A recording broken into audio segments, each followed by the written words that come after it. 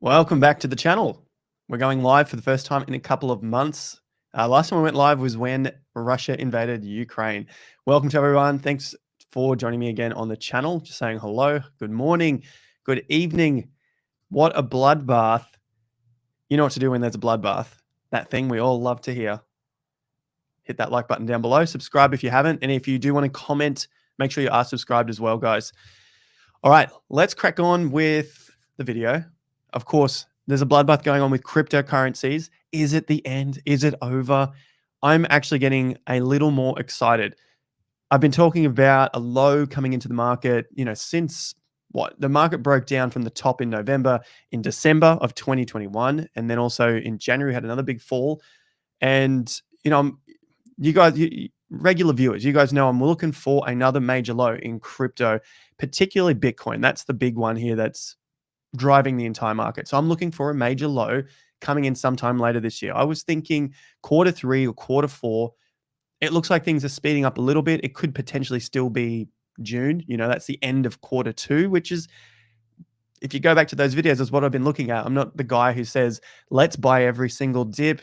You never know when the low is going to come in. Of course, you don't know when the exact low is going to come in, but you can, and it is very possible to do, have a better idea. I like that one. A better idea of when the low could come in, an approximate time, so that you're not caught up with the moon boys. I don't understand how they get all those massive retweets on Twitter. It blows my mind how people retweet their bullish posts every hour. Anywho, I won't get salty on that. I know there's a lot of people getting salty on other things. Our intravenous injection, I think we could probably get on board with that. So the bullishness that I'm seeing, we'll go through on that in the charts, of course. That's the big idea here. It's always the charts, because the price tells us what we need to know, not what the bloody news is telling us and all those stupid headlines, right? It's interesting. It's good to know about. But in terms of making money, that's not how I make money. So let's crack on with the major market update. I'll get onto Bitcoin. I'll get onto the stock market, because I think there's a really big piece there as to why cryptocurrency is crashing right now. I think there are a lot of sectors that are potentially over, don't misquote me, are over for a longer period of time. And to let you know, I think, not giving you any hopium on this, but probably metaverse, right? Metaverse is crushed. Let me know in the comments if you see that as well. They went up super, super hard. You can't expect it to happen again. But there will be some more that come through. Bitcoin is still holding up. Ethereum is still holding up. There will still be, the Fed stopped the cocaine. There will still be other sectors and new cryptos which come back and get people those 100 and 1000x returns. And we're seeing a few that are pumping in this particular market as well. ENS, that was one that I put out to my members. I was looking at this as a trading range. I'm telling you that at the beginning of the video. Let's look at ENS as well. I don't really care what these things do. You know that by now. We're having this fantastic conversation here. After being in this for a few months for some people, maybe even 12 months, personally 5 years, that's how long I've been in cryptocurrency for. You see these waves, these ebbs and flows come time and time again, and you just don't have to get swept up in all of the emotions. All right. It's crashing now because it did crash during the week. That seems like a simple explanation. All right, let's have a look at these charts. And I'm going to start with the S&P. Is this the right chart here? There we go. All right, S&P. I'll come back to your questions in just a moment. But S&P closed down yesterday just a couple of ticks above that February low. So it's still holding up just. I don't think it'll hold up, in the next week or two. Maybe it does get that little pity bounce. We did get a pity bounce earlier in April. We're now the 1st of May here in Oz, and the rest of the markets have clicked over to May as well, even though it might not be May in the US and the Americas and whatnot. But anyway, pity bounce rejected. This low probably won't hold, but we might, see some sort of grinding sideways for a bit. Maybe we just crash through on Monday session. Doesn't really matter. At the end of the day, I still think it's going to go lower in that sort of medium term, meaning sort of weeks to months in this point in time. Could happen sooner, of course. Major low, I think that'll get taken out. Major support, that was around 4,000 points. Remember, we're looking at this double top play out. And this is how I use my Gann extension. I know it's called a fib extension, but we use it as a Gann analysis looking at these levels. It broke cleanly through the 50% levels. It's at 141.56, broke that, and I think we're probably heading down to 4,000. I wouldn't even be concerned if we got to 3,900, potentially even another major 50% at 3,500. This is all stuff that I've been talking about. My brother Michael, also on YouTube, has been talking about for months, looking at this. And all the while, everyone getting super excited about that March punch up. We're just like, look, it's probably just a rally within a crypto bear market because we haven't seen a long enough correction yet, and everything is getting repriced. S&P, the stocks, everything's getting repriced because inflation is sort of, they're trying to taper that down a little bit. So we need to see what the companies are actually worth after that inflation potentially gets tapered down a little bit, money stops getting printed, all that sort of thing. Do I think that the markets won't go up again? Of course not. I think these markets have got a lot further to go. The banks haven't even started creating a shit ton of credit yet. The banks, once they get that going, we will see real estate go nuts, even more nuts than what we've already seen it. I'm talking about Western developed countries here. We will see real estate stocks, banking stocks, all that sort of stuff is going to go absolutely nuts. And if tech can get into banking, I think tech is also going to see another run. But tech is getting crushed now because it is so far overvalued from what it does, whether it makes any profits, that sort of stuff. So that's why. And then obviously crypto is somewhat tied to it as well. Bitcoin.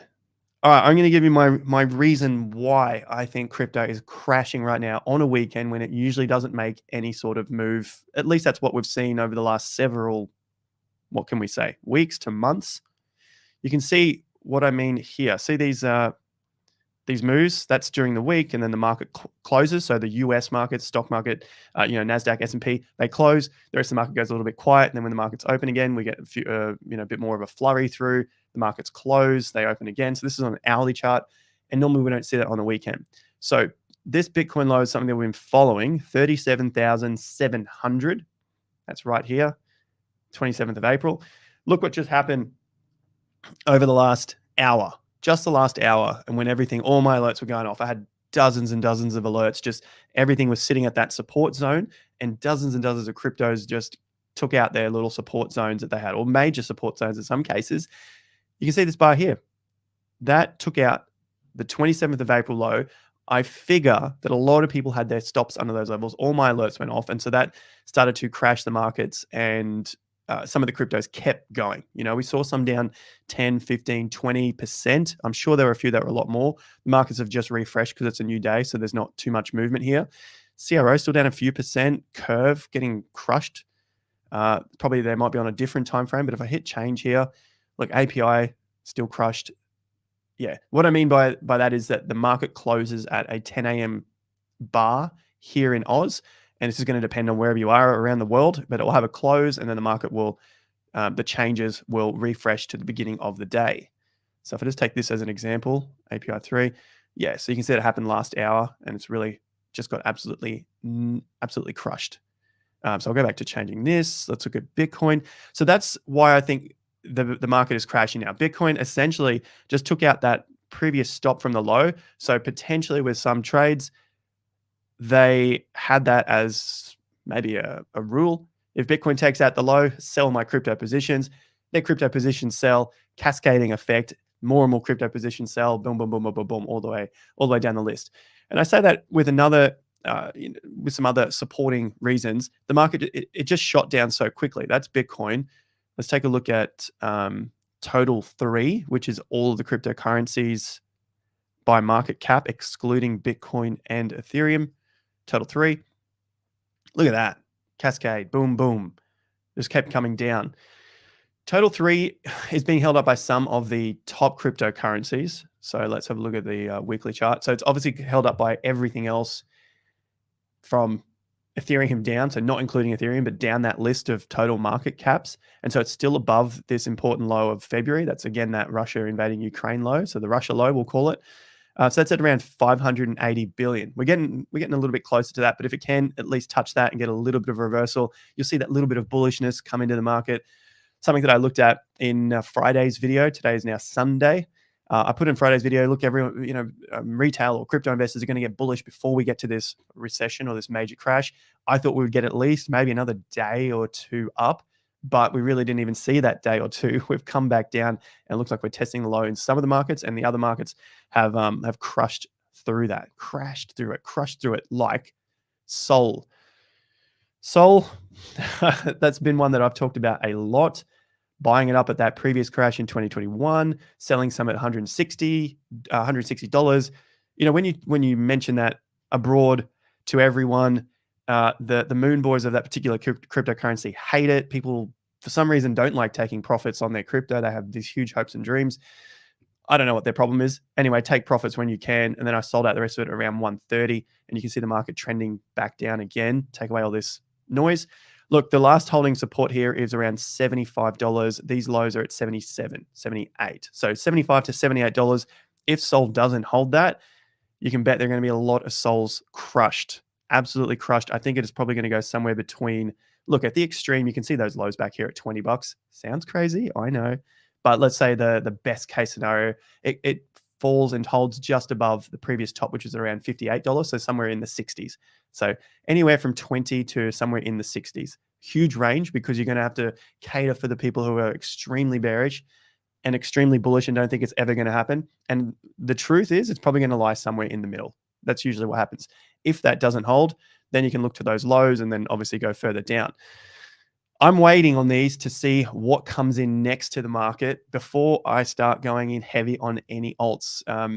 Members of the TIA, I hope you guys are here online. You can say hi. They know what I'm doing with my portfolio. I'm not a moon boy. I'm not someone that's going out buying cryptos all the time, buying all these dips and saying, no one knows when the lows come in. I think it's such a fool's game to play, especially after such a big move up. Things go up like this, they'll usually come back down like this with a little bit of a bounce. That chart to me tells that entire story. Look at it go straight up and it comes straight back down. There's a period there of 2 months where it went sideways and then you had a little bounce up and now we've started to fall back. It's not over yet. Sol, if it holds 75, it has some strength left. But if it does break through 75, then you're probably going to come back and test those levels. That's just what happens. That's just what happens in the markets. It's not my own personal opinion. It's what the markets that's what they do, and that's what they show us time and time again. I'm so glad that there are a lot of people that have stuck around in the markets this time, because they will see the market sentiment flip from the bearishness to the bullishness, and then you learn how this continues to happen and how new people get caught out time and time again. I was at our live event on Friday. So anyone that was there at our live event, thank you so much. We did a live event here on the Gold Coast. We had Phil Anderson with us, and people coming up to me saying, my coin was doing that. It was bleeding out. Is this the slow bleed here? Tristan was talking about Bitcoin isn't low enough to buy and alts are going south and bleeding slow. They were saying, I didn't think it would happen to my altcoin. And then they now realize that it can happen to pretty much all of the altcoins. Bitcoin, you're not going to get the same sort of downside, but you're not going to get the same sort of upside. So you have that little bit of protection there. ETH is pushing itself into that equation as well. It hasn't shown that same sort of downside. Whereas, look, every other crypto is there. Luna is holding up at this point, but it is still starting to fall. So I'll check Luna and we'll check ADA as well, because they're obviously the big ones. And then we'll do some. Then I'll come to you guys, some Q&A, some requests. What do you guys think as well? So let's have a look at Luna. I'll work my way back up. I've got so many cryptos here, which I love the look of. So many, and they've been crushed. Before I get too sidetracked, I'm just going to see this one here. This was RMRK. This was a huge one here at $40. I even did a video on it back here, just saying, be careful. The market is going down. It had a peak. Look where it is now, $8. It went all the way up to $70. This is like the story for all of them. Now it's time to get a little bit excited. PYR, I didn't buy this bounce. I knew it was going to come back down because it just didn't have long enough at these levels. I thought it would at least hold out a little better. So that's where I could be wrong, but it's come right back down and broken these lows here. So it's not a great start unless it can get that quick bounce tomorrow if the markets come back a little bit stronger. Luna, MATIC crushed as well. Okay, Luna 78. Oh, it's just been reversed. All right, let's have a look. All right, 50%. It got rejected at, didn't hold this 50% at $87. See that 50%? This is the macro picture as well on the weekly here. On the daily, you can really see how the market trended down. We got a bounce just, 2 weeks ago, 50% rejected, 50% rejected. And now we're all the way back down to $78. 75 breaks, Luna's in trouble, probably going to head back to around $60 to test these highs here and that 50% level. All right. Luna ETH, bulls must reclaim. It's still in that upper section there, still above that 50%. But of course, if Ethereum stays stronger, Luna's going to suffer. Luna's still holding out for now above these levels. So, it's okay compared to the other crypto, shall remain unnamed, not ADA. It just broke its 24th of February low in ADA versus USD. So the ADA versus the US dollar chart just broke down 73 cents, now currently sitting at 76. None of these supports held. That was your buy the rip opportunity at $1 to $1.20. And you can see everyone was selling off there now. In hindsight, so much easier. Look at those tops that come in. One here, the next top rejected, the next top rejected. And even if you felt like, damn, I missed $1.20, it's not so bad to sell as it breaks those previous supports at $1.07 or $1.10. And you see it just continue to break down. It broke the 50% level at $1. People often feel really bad. This is a psychological game for altcoin season next time. And you think, I don't want to sell this. It's already down 20%. Don't worry. It can go further. It can go 40%. It can go more than that point as well. So take those profits. Always take them profits. ADA BTC, it's broken to new lows. ADA ETH, broken to new lows. All right. So they're trending down against Ethereum and Bitcoin, which means Bitcoin and ETH are stable and strong. We got 700 online. You guys remember what to do. Like it up, like the channel. And if you want to comment, hit the subscribe button so you can comment as well. I'm here almost every day. Sometimes I take a day off here and there, but every day updating the markets, looking at the strength, looking at the weakness, what's going on in the macro picture, looking at the real estate cycle, which is the big one that controls the markets. Complacency. Yeah, there you go.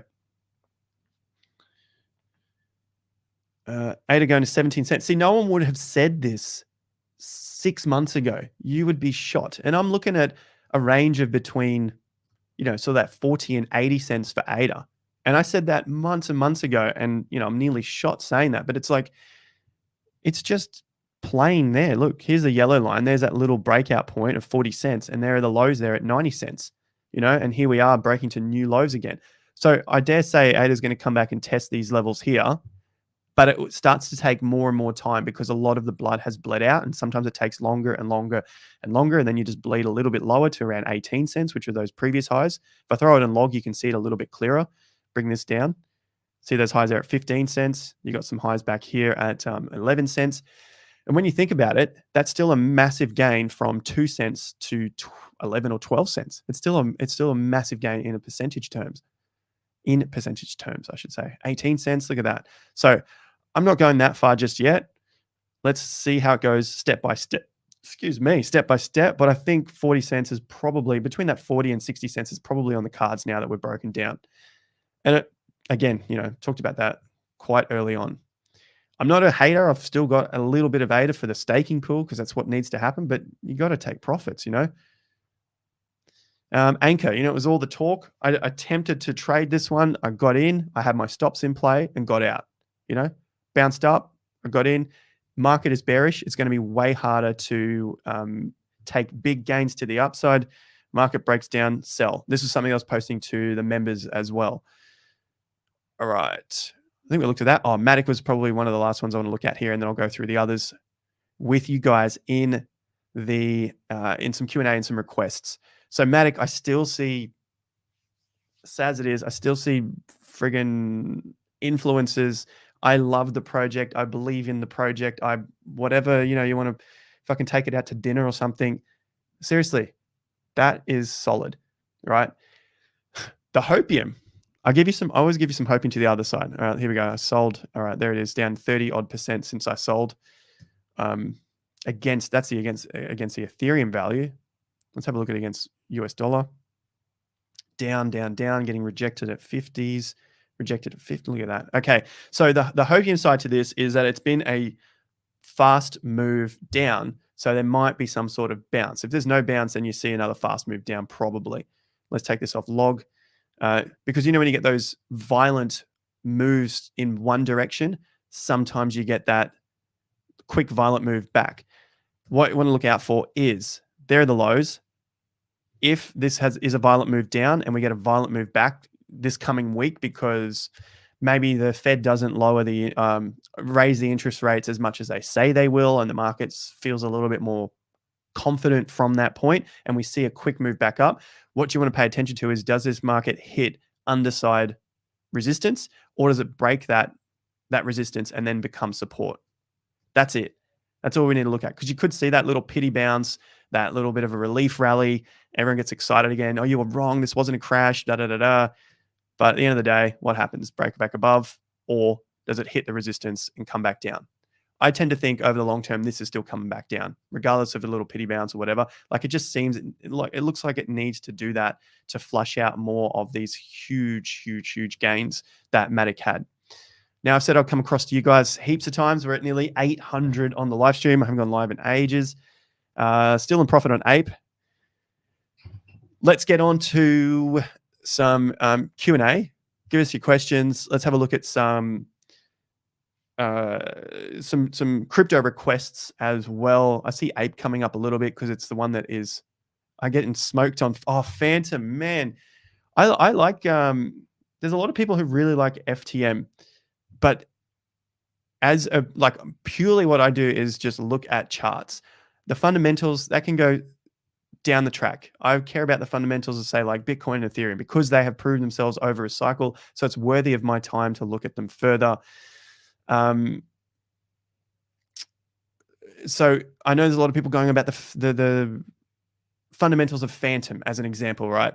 And it's a great time to buy this project, but friggin' hell, man, seriously, just really pay attention to the charts if you want to make money, if you want to be involved in the project and enjoy the ecosystem and get all flustered on crypto, and crypto is going to become the new best, greatest thing in the world, then sure, enjoy that space and do not look at the price, and just, enjoy the project for what it is. If that tickles your fancy, whatever, right? But if you want to make money, look at the chart. Getting smoked on Phantom. I'm sorry to hear that, Satoshi Nakamoto. Yeah, because Phantom is absolutely crushed. Let's look at Phantom then and look at Ape as well. Phantom, FTM.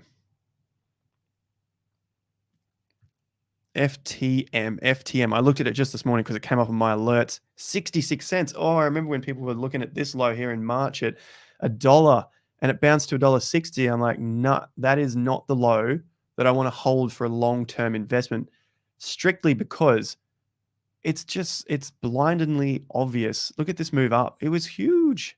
And then a down, then up again. And even if it had another big move up from this point, I think it would only be something like that. So as a trade, two different things. Trading, short-term. Investing, you want to hold and just keep DCAing into these projects longer term. In terms of DCAing for anything else apart from Bitcoin and ETH, my own opinion at this point in time, I wait for all of this stuff. Happy to see that happen, and then reverse. And then I would consider potentially DCAing into this on the way up, or potentially on this first leg down. That is a huge move. It's from 0.2 of a cent and it went up to 3 or 4 cents. You feel like you could have missed out. It's, what's that, 0.2 to 4 cents? Tell me down below. It's a 10 or 20x or something like that. But then you see this retracement back to a cent or a cent and a half, gives you that next opportunity to get in. Patience is huge. That's almost like the entire year. And then Phantom just rockets on after that, right? So you do miss that, but that's a premium. It's like an insurance. It's strictly insurance to ensure that crypto is going to move. Look where it comes back to as well. Look at that. So it's like, pay the insurance. Just pay the insurance. Everyone wants to be the hero and get that. But if you pay the insurance, then I think you have a much better option. You still have a potential to sell out on the way down because you've paid the insurance and you're in. Phantom, sorry to hear that. Anyone holding FTM, I saw them buying it here at $1. No, I mean, I just get crushed when I say I'm not interested in those sort of cryptos at that point because everyone is bullish. You got to be bullish when you come to crypto. Broke that support there. That's the highs. Remember, all of these are the same when I'm talking about any cryptos that you have. Let's see what happens this week. Fed meeting is coming out. Will they raise the interest rates? How much do they raise them? Maybe we see that quick move back up. This will apply to every single crypto. Does it bounce back up, break back above the previous support levels that it just broke down from? There's your support, right? Does it break back above that and hold? That's a different sign to if it comes back and hits it underneath and then falls away. All right. FTM crushed. Let's go to Ape. I think Ape's had its move. Yeah, it's heading back down. Ape on the weekly. Let's go to Ape on the daily. All right. If it breaks back under $18, it's probably in trouble. But then you've got the next support around $13 to $15. All right. But it just missed that previous all-time high. That was on the listing date of $28, and it made it to $27.60. So potentially it's the people selling out again, and you get that double top sort of action. But if it does hold up, holds up somewhere here and then starts to work its way higher again, that's a good sign. But it just needs that time to rest and recover. Oh, thanks, Michael. Thank you, Michael. My brother messaged me and said I didn't have my bloody screen sharing on. What an idiot. Thanks, guys. At least I got the comments flowing. Chart Jason. You can dislike me for that. How's that? All right. Ape. I'll go through that quickly. Ape launched up, tops. Here it is. If you can get that move to come back above that high, that sounds good. And if it doesn't, you fall back under, stays under, not a good sign for Ape, right? FTM, you know what I'm saying when I was talking, but I'll just show you on the chart. And then we'll get on to another one. FTM 67 cents. Oh, that's where it was. That was the point where everyone was talking about buying FTM at $1. It ran to $1.60. And then has absolutely been crushed from that point. Fell back beneath the support levels and doesn't look too healthy at this point in time. All right. 800. All right, let's go. More likes and let's get 900 people on the stream. Keep them online. And what's next? Ape, we got to. I'll share Jason's personal number so you can all message him. Do not do that, Michael. Jokes. FTM got crushed. It sure did. Axi's also crushed. Speaking of Axie, let's look at the metaverse because I said earlier on in the stream that metaverse. I don't think metaverse is going to come back in 2022. I think the metaverse gaming guys, they're going to be continuing to pump it because that is the persona that they have created for themselves online. You know who I'm talking about. There's a lot of them too, and if that space isn't hot, some of them will hang on to that and continue to talk about it, try and pump it up, and the others will just move on to another sector. Axie. Look at Axie, Mana, Sand.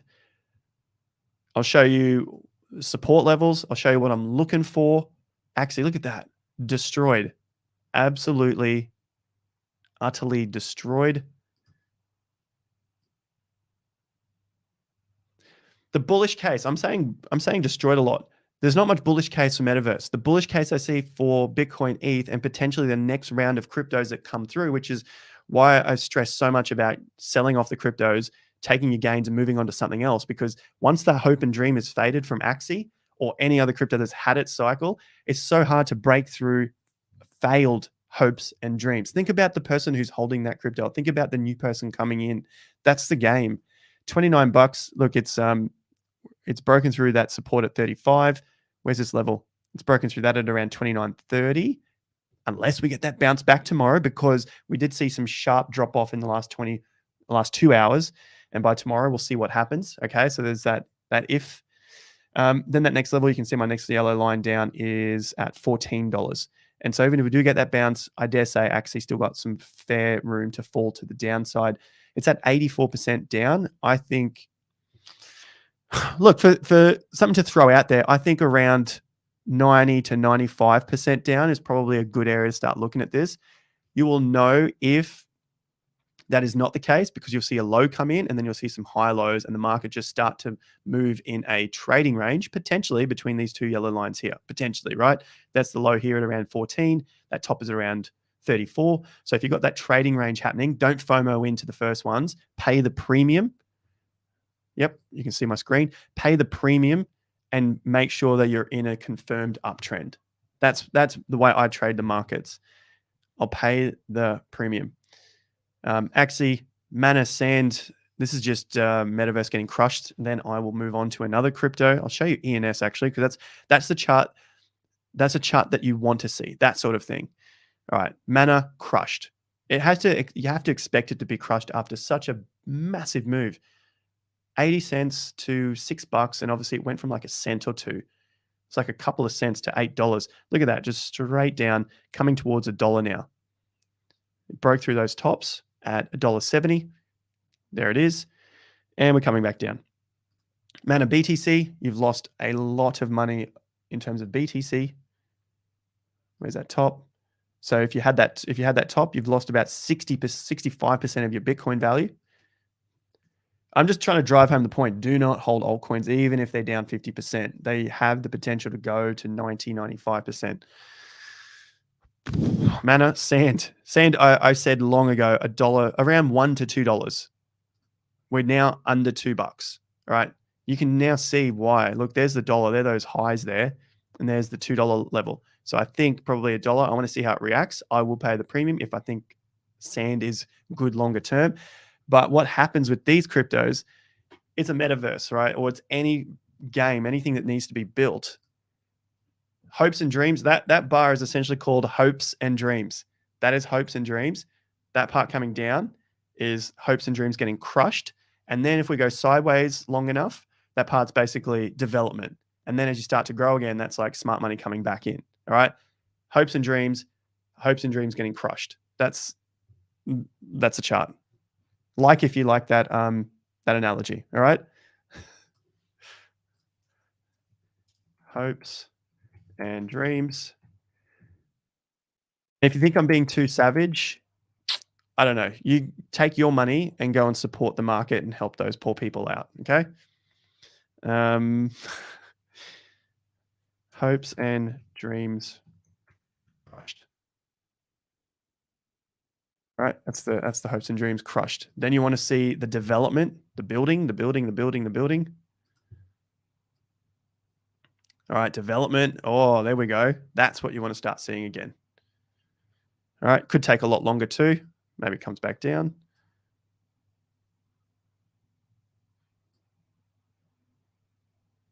All right, then you're off to the races. Look at that. It takes a long time for that patience game. But do you want to be like playing with do you want to be screwing around on Twitter, believing Sand's the next greatest thing for the next 1 or 2 years? Or do you just want to get onto the next horse and try and ride that? That's essentially what I'm getting at here. I got through Sand. I got through Mana. I've pretty much proven the point on the metaverse. I'll still talk about it because there could be some good trades in between. A lot of this could still have really good trades because the hopes and dreams are still potentially there for some people, and you'll get that little bounce here. You know, like that's still this would still be a tradable bounce. You know, this section here. That's still a tradable bounce to make some money from. You know, if it happens to get down to 40 cents and it bounces, I'm only, just throwing some numbers out there. Maybe it gets to $1.80, maybe it only bounces to $1.20, 100, 200, it's still like 200%. You know, you can still make some good trades out of it. And you know it's going to be a popular crypto. Should it get a move on, you can get some money from it. Then you take your profits and then it fades again. You know, it comes back, fades again. Theta. Is that the same person saying theta? What do we got here? Thank you for your super chat. Ultimate Gandhi near 4 hour and daily. All right. I'll respect the super chats first. Obviously, people are putting down their money, so I'll respect that. I'll get to you guys first. Near. This was what I'm looking at for near. I have a tiny position, very tiny. You know, my altcoins are less than 2 to 3% of my entire portfolio. And then I don't buy the whole thing at once. I'll ladder into the positions. A little bounce here at $13, got rejected. Obviously, I don't go in at all, but I got a tiny position.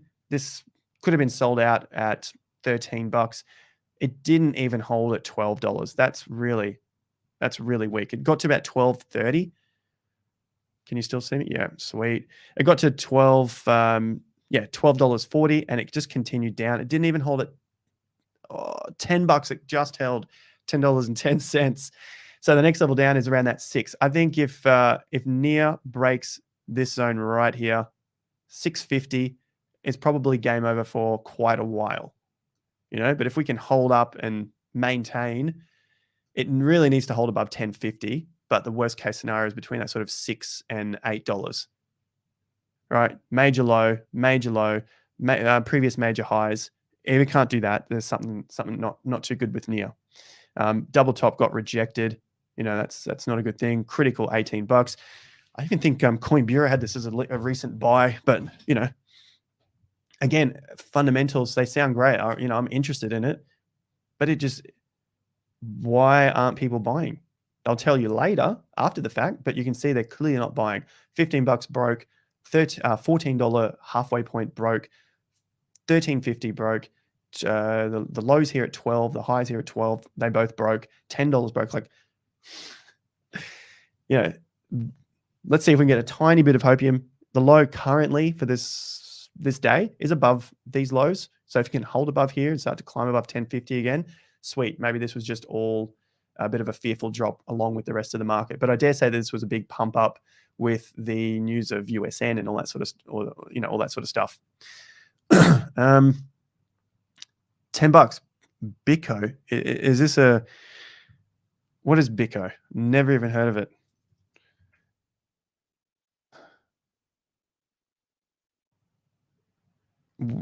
I mean, I'll leave that up to you guys.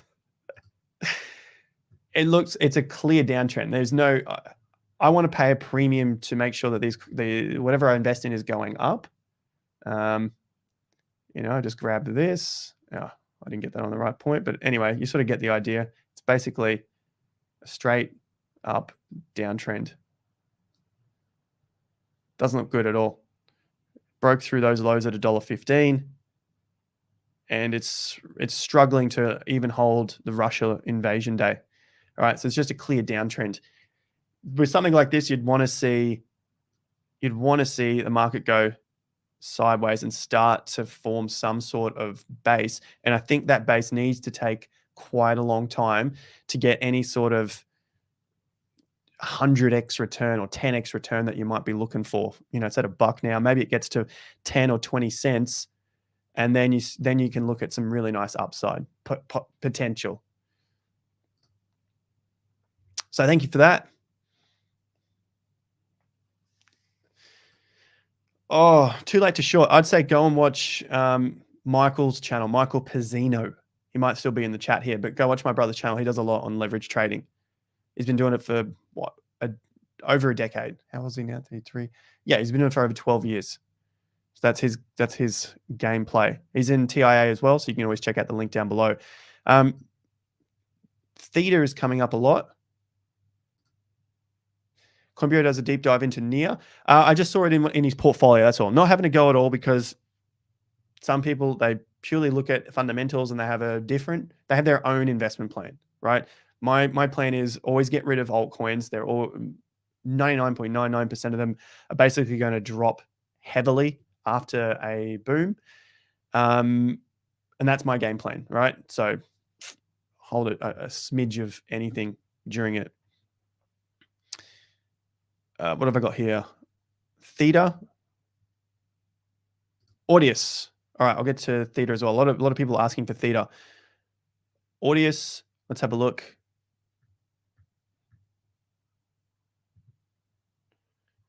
Audius, I think that got absolutely crushed recently. Oh yeah, straight back down.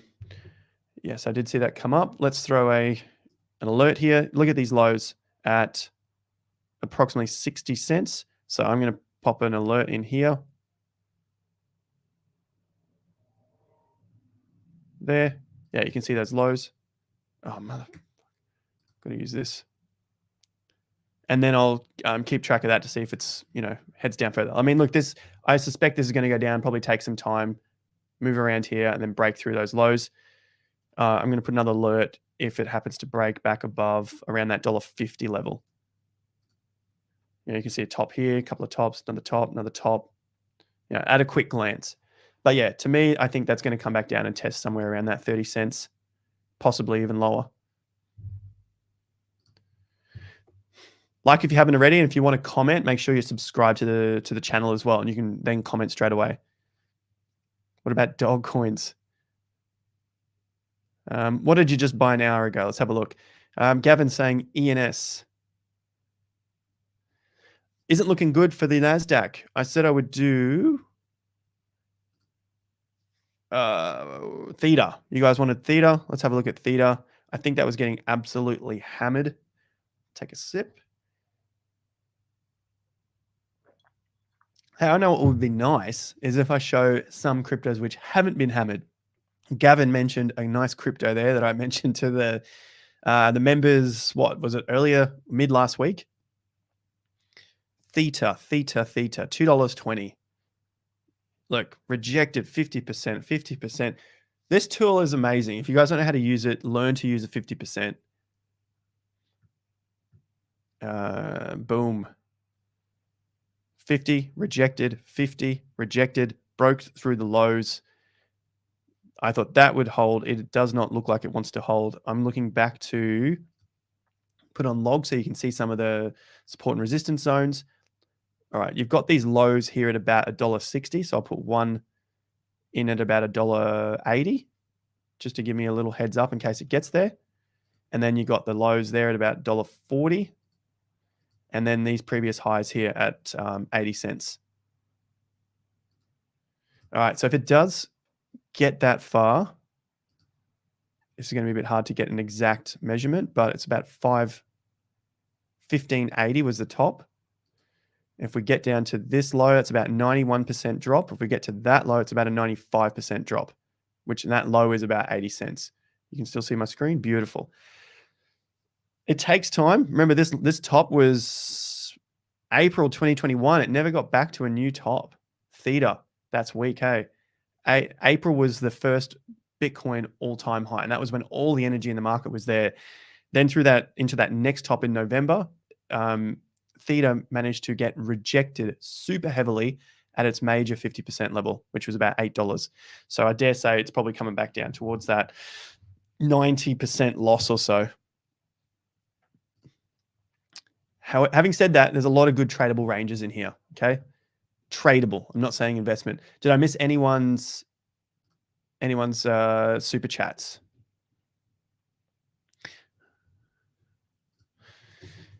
I mean, yeah, I don't think so. What's up with Sol? We looked at Sol earlier in the stream as well. Let's have a look at a nice, I'll bring the energy back up. Let's bring it back up. ENS. I don't know why, how, where, if ENS will continue, but it looks like a good trending channel. I said trading channel. I didn't say go and buy it today or in the next hour, because I mean, is that up again? Wow. So huge volume has pushed it up, broke some recent highs in this market. And I talked about it a week or so ago. I could see this trend line here. I did not think it would take off that quick. And I dare say maybe even if it does, maybe we sort of trend back and come back towards some mid-range point between sort of $12 and $20 odd, 22. So what's halfway between that? $10, $5, sort of 17-ish. And you can see it's at my 50% level here. But it will take time, and it'll take, this will be FOMO, and then it'll just be fade, and then it'll start to build up again.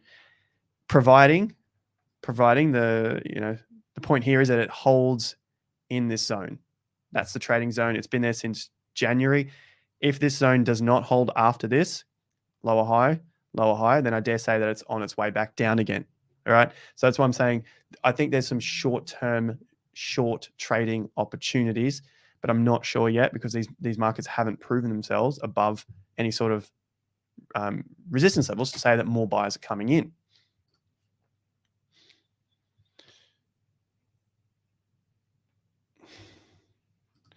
Wow, it's insanely dropping. Bitcoin,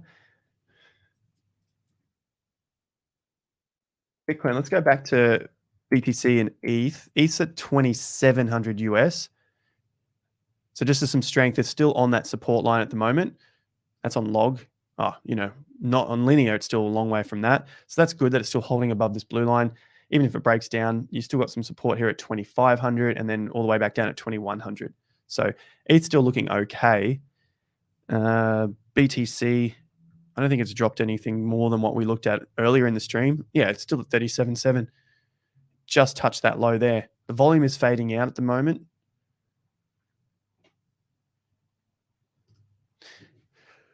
Like the stream. Yes, definitely. Hex is not, well, so. I did have this one on my list actually as something that wasn't getting absolutely crushed. It did. It went from 12 cents to 19 cents. But again, trading range, a trading opportunity. Broke some highs, take it, sell some profits, let it get crushed again. I don't think it's ready to take off. This Hex was a clear example at that time. I think I posted this on Twitter, so you can always go back and check my Twitter. Rap videos were coming out. People were talking about how rich they were getting, these watches and cars that they were buying. They love Richard. It's the best thing ever. That was through this whole entire period. At the top is a top signal. Then the market got crushed. So there's no more rap videos, no one talking about how much in love they are with the project, all that sort of thing. But it always happens at the top. Bitcoin did this in 2017. Was it September, October, November, December? There was people making rap videos about Bitcoin. It's the greatest thing ever. We're all going to go to the moon. Crushed. It's such a clear tribalist signal on a market. Humans, huh? Timothy. Current fave 3 songs. Oh, I'll go with the meal and crypto. Crypto, obviously. I mean, I say Bitcoin is separate, but it's a cryptocurrency. But anyway, Bitcoin, Ethereum, stable coins. It's boring as batshit, but it's the only thing that is holding its value or not losing as much as the rest of the market. Okay. I'm interested in making money. Meal, steak. Scotch fillet steak, most Wagyus I really love. And something that's not meat or fresh fruit this time of year is really good because it's so hot. What am I eating now? What's in season? Grapes. Stone fruit's good. Anyway, I can go on and on about food, but we're here to talk about cryptos. I post a lot of food on my Instagram. Hex is a actual Ponzi. Don't participate. Any questions? You guys got questions? TA will give you better picture of the trade and you'll earn back a few times the subscription fees because you make better choice. Exactly. And I would say you probably don't lose as much money either. Just learning to read a chart, that's all. Why is Phantom getting the worst hit? I'd say because it's breaking down significant support levels, as are many of these other cryptos. And the amount of hype that was in or has been in Phantom, it's nothing against the people, is it? People hyping up Phantom. Maybe they honestly believe in the project. But because there's a lot of hype, then support levels get broken. The people who are in it from the hype, seeing it from the hype, any project, they don't have any strong commitment to the project apart from hype. So if hype dies, they die as well. It's literally just human emotion up, human emotion down. How to be calm during this time? How am I calm? I'm so biased in it, but at the same time, it works for me. I don't listen to anyone else because, for one, I've just bashed almost every other YouTuber out there because they just hype everything up all year long and then tell you everything's going to be okay. So for one, scrap everything else. That's my opinion. You can scrap my channel too, whatever. But first, make sure you like the video and check out the links in the description. And then after that, go and do something else apart from crypto. Get a clear head, come back to it. The third thing is, if you are not calm, I'd probably say maybe you got too much money invested in the market. and you don't have a plan. That was, I would probably get those things sorted. How to be calm during these times. I think that applies to a lot of people. So maybe too much money in the market, maybe figure out a way to get some of that money out. Some of these could still fall from 80% down to 90 or 95% down, and that essentially is another halving of your current position. It only sounds like a 10 or 15% loss from the current price, but from the top, being down 80% could go 90%, but from that same price, it could drop another 50%. This is the same question that came up in the January drop in the, I'm going to get rid of Hex. Let's look at Alluvium, straight down. Look at that, straight down. Alluvium, Metaverse, crushed. It's the same sort of question that came up during all of the drops. Dumb to hodl now because people feel stupid. But remember, it can still go another 50% down. Doesn't always have to. Tomorrow we'll see, today's Sunday, so we'll have another day before the US markets open, but we might get a bit of an insight as to what's happening with the NASDAQ and the S&P as their night sessions open. So personally, going back on the other question, it also helps, how do you stay calm? I like to just clear out the portfolio, even if there are losses. That's what happened from 2017 to 2018 for me. Nice big move up, nice big move down. A lot of cryptos, they were down 80 or 90%. Some of them, never saw again. Just project disappeared, stopped developing, just completely stopped. And I just have to either delete it from my lists and, that's that. You take your losses. And the other thing is sell out of those other cryptos because then it clears your mind. It's like start afresh, build again. Thought on Ape as the new hedge. Hedge to what? I would not be hedging. I would never hedge into another altcoin like that after what I learned in 2018. I tried to hedge in some other ICOs that were still coming out. Nothing. Gone. All the money's gone. So I think trading is different. And so I think it's probably best to either trade them or just forget about them altogether and reset your position. What do I think of tokenized real estate? I think that is going to be another reason why the markets will pump super hard, the real estate market. And of course, those cryptos will probably pump alongside them, but the real estate market will probably pump really, really big as well. I know it's going against a lot of people who think that the house prices are too high already, market has to drop, new home buyers can't afford it. I've heard all that before. The first time I bought property was in 2006. So I had another year or so left before the market peaked and then absolutely dumped. Fortunately, where I bought, which was in Brisbane, the market never really came down because we had China there buying commodities and that kept the market afloat. So a lot of people didn't see it, and it might catch a lot of people by surprise when the market does eventually turn. What I think is going to be after 2026, approximately there. We'll know better as the time gets closer. But the market is really setting up to go that far. There's things like tokenized real estate. The banks haven't even started creating a shit ton of credit yet. They haven't started yet, even though the Fed has stopped printing as much or altogether, and they're starting to buy some of their bonds back off the balance sheet. So they're reducing the money supply, but the banks are going to start making a ton of money as well. That's going to see the stock market go up. Stocks different to tech stocks, okay? Banking, real estate, builders, developers, all that sort of thing, different to tech stocks. I know a lot of people just look at tech stocks. They look at your Amazons, Tesla, Google. This sort of stuff still needs to be repriced, of course, in my opinion. And you see that on the NASDAQ. It's tech. It's had its massive boom. It needs to get repriced before it moves again. Keeper also crushed. I have that as one of mine. I'm going to throw a little alert on here because I think this will even go down below 400. Just a quick glance at Keeper, and I'll come back to your Q&A. This is great. $500 is going to be my upside if it can get back up there. Alluvium crushed.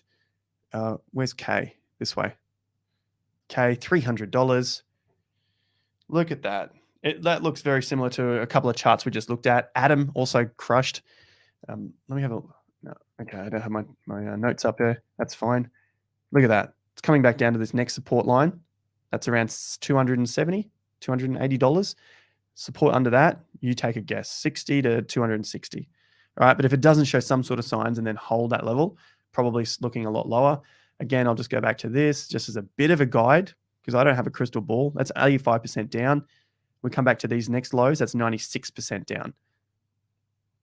This one was promoted by talked about, I won't say promoted because he's definitely not a promoter like that, a well-respected Twitter account that I think he does fundamental analysis for a DeFi fund looking at buying this thing. I know these people can't read charts. It was happening back here and then buying it here and then it ran up. That looks amazing. You know, you could get 3 times your money back, but it's not rocket science, and anyone can do it. Anyone can literally do the basics. You also could probably gamble if you buy during the dips, that during a reaction rally you could sell even way down. Sure, sell on the rips. In my opinion, BTC, ETH, stables. That doesn't mean that BTC and ETH are not going down, but they're just going down a lot less. And like I said, I don't have a crystal ball, so if I get, I don't want to be on the wrong side of it and the market just take off out of nowhere. And normally, after these markets, altcoins get absolutely crushed, Bitcoin still has to go up first. All right, and I've seen ETH has just about proved it to me that it could last another cycle because it's still holding up above its current major lows, just like Bitcoin. Even if it does drop below, I think it's still along that same sort of path as Bitcoin. So that's the reason why I'll hold Bitcoin and ETH, because if the market does turn around, I think Bitcoin will most likely have to go first in order to carry the rest of the market. Well, I definitely think it'll get a lot of people wrecked. Yeah, I mean, look, you got a pulse chain hex thing in the picture here, so I assume you listen to Richard Hart, and I mean that's what he talks about because it suits his agenda too, because it keeps you in hex, right? But maybe it's completely unrelated. Who knows? But essentially, it can wreck a lot of people. But if you keep yourself safe and don't get too egotistical about it, sell out when there are profits, sell out if the market breaks down. Then you just have some simple strategies to keep yourself safe and make money.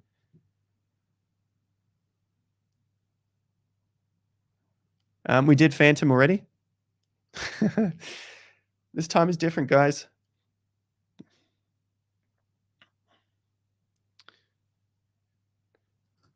We've looked at Phantom. Phantom is getting absolutely crushed. We've talked about Phantom, why it's getting absolutely crushed.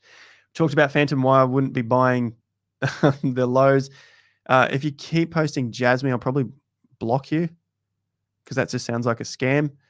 That always triggers people when I call something a scam because it's like, yeah, right, blocked, gone.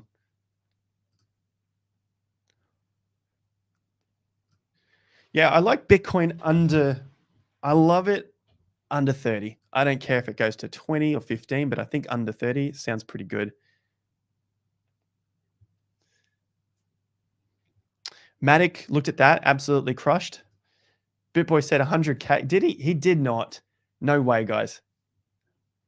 All right, last questions, comments.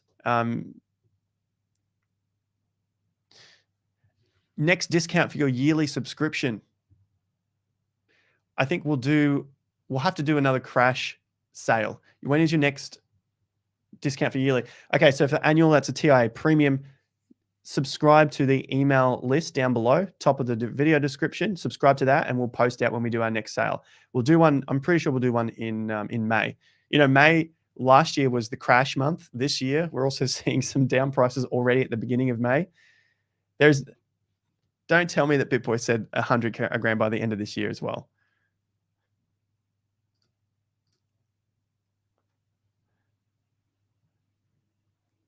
PYR, I think I flicked through PYR. I've got PIR because it's something that I'm also tracking. Actually, I've got another crypto that looks okay at this point compared to the rest of the market. Not PIR, that is. It's $8. It's breaking down from this current low at $8. The next low is at about $6.70. I mean, look at this volume that came in at the top. Let's put it on a weekly chart to get rid of some of the noise. That to me, I would say that this will break down from $6. This low here at 670, Look at the volume and it just got rejected. I'd say that's down. Gaming, this is gaming, isn't it? PYR. You got metaverse stuff. It's getting destroyed. It's not something that I'm buying on the dips in the hopes of it going to another $1 billion project, giving me 1,000x return. Gaming, the time is over at the moment. RMRK, just know what season you're in. RMRK, that's going to $5 or $6 at least. What else we got? All right. Maybe I'll say this. Maybe you weren't here at the beginning of the stream. No. The only time I look to do that really is once I see them turn. I want to see a bottom. I want to see them start to turn in the market, and I will pay a premium. I will get ridiculed on YouTube and on Twitter for saying it's not time yet, because it's my own, like, this is my money. This is my investing, because I've been right all the way down. I'm not buying those things on these dips because there hasn't been enough consolidation. So think about the psychology of the market. There's not enough hope built back up into that project. Think about 2018, 19, 20. You had 2.5 years of hope built into ADA, 2.5 years of hope, maybe 1.5 years of hope built into Solana. There was MATIC was called, before it was called MATIC, I think it was called something else. But anyway, it's now Polygon. There was 2 years of hope built into that as well. That gave you that massive, massive boom up. Plus the narrative worked in with layer 2s, right? And then obviously layer 1s. All that narrative worked together. We don't have that just yet. So I would not, my own strategy is not to be dollar cost averaging into any of these other projects because they haven't proven themselves. Don't buy a falling knife. But the flip side to that is what you will have to pay is a premium. You'll have to pay a higher price for the confirmation that these cryptos can make it. For example, ADA. ADA dropped to 2 cents. Maybe you could have bought it on that massive dip because it was a crazy, crazy massive dip. But then for the market to bounce back and get above some highs and hold some support, that was around 10 or 12 cents. So at the time, you feel like a douche not buying at 2 cents and now it's at 12 cents. But now you can look back and go, holy shit, it was 12 cents. It got to $3.16. So to me, the premium makes sense. It's like paying insurance on something. The insurance is I'll pay a higher price, but it could have gone a lot lower. Thank you for the insight. You're welcome. Recession, crypto is, this is it's not a favorable opinion within the crypto space. Crypto to me, excluding probably Bitcoin, probably Ethereum at this point, all right? Honestly, all the rest of them are there to make more money. They're there to make more Bitcoin, maybe some more ETH, maybe some more stable coins. That's it. So the rest of these cryptos are just gambling coins. You tell me, like, you're really just gambling on this shit to make money, right? That's what we're all doing, to trade on to make more money. Therefore, in a recession, people will want to sell out of this stuff to get some liquid money because everything's going down. What can you sell first? Sell the garbage that doesn't do anything, doesn't produce anything, doesn't, just be honest, be super honest, super honest. And those things will get crushed first. That's what I think will happen to cryptocurrency in a recession. Do I think there's a recession in 2022? No. Even if there is, so what? The market's already been down since November, for cryptocurrency. What was NASDAQ? About November. What was the rest of the market? December, January? I don't know. It was all similar time, right? So the market's already been down. So it doesn't really matter because that term comes in much, much later, right? And it's probably somewhere towards the middle or the bottom anyway. It's just stuff to talk about on the news because it is quite catchy. You know, when you hear the word recession, it freaks people out. Ada gang getting flogged. They sure are, Hex. Correct. Yep. It is at an all-time high.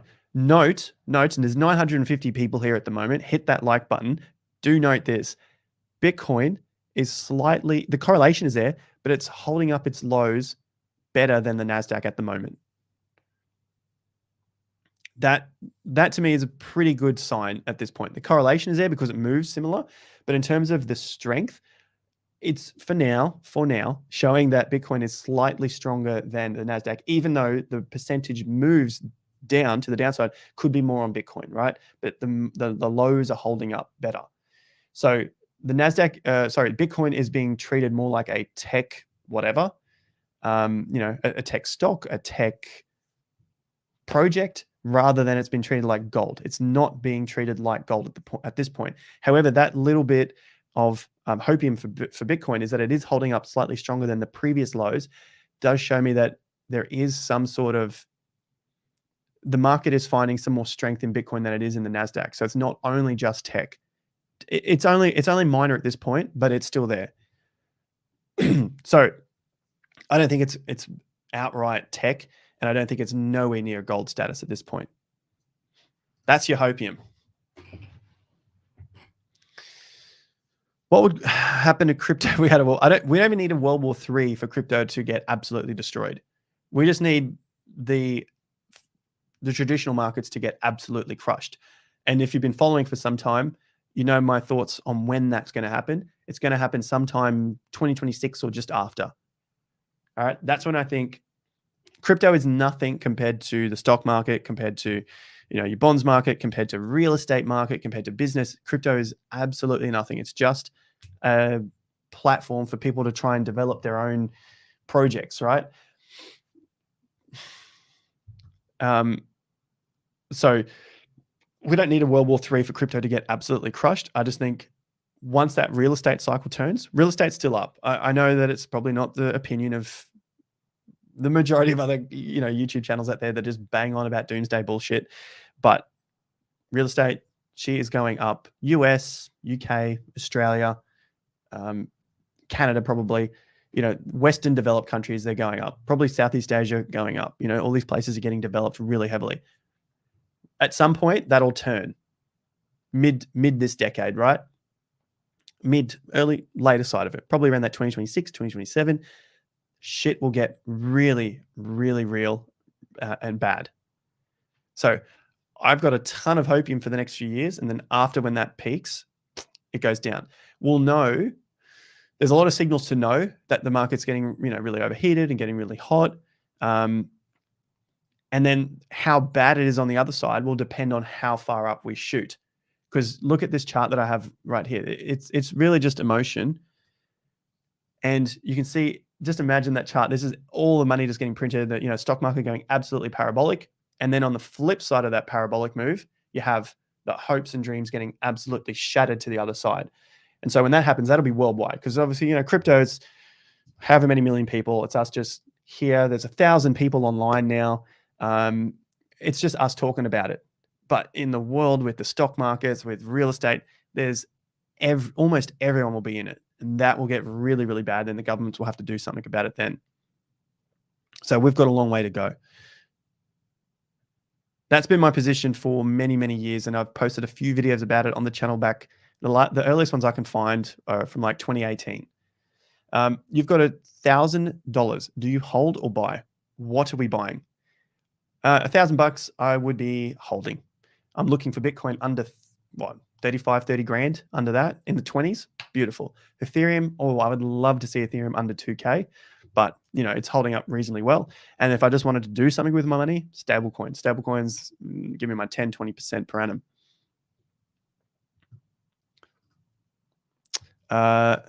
Thoughts on Collingwood versus the Suns? The only sports I watch is like F1. I just don't even watch sports anymore. I play a lot of sports. I'll surf, I'll go to the gym, I'll kick a soccer ball around, football, whatever. I just do not. I rarely watch any of it. I just can't stand the mentality. But that is just me. Thoughts on Collingwood? I don't know. Suns, don't they usually get crushed? The Gold Coast team.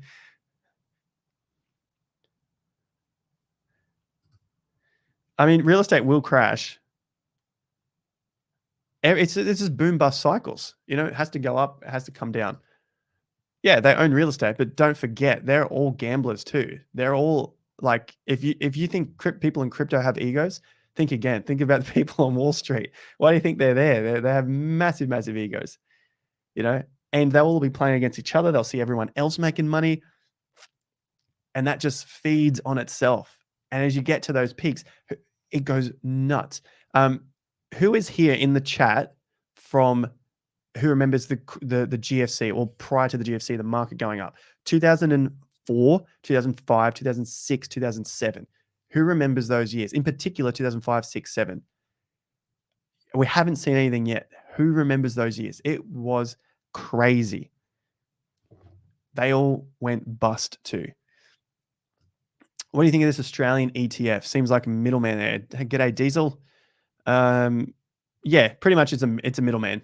It's an Australian spot ETF. I saw even American YouTubers were talking about this, and literally all the Australian ETF is basically buying Bitcoin and Ethereum through a Canadian ETF.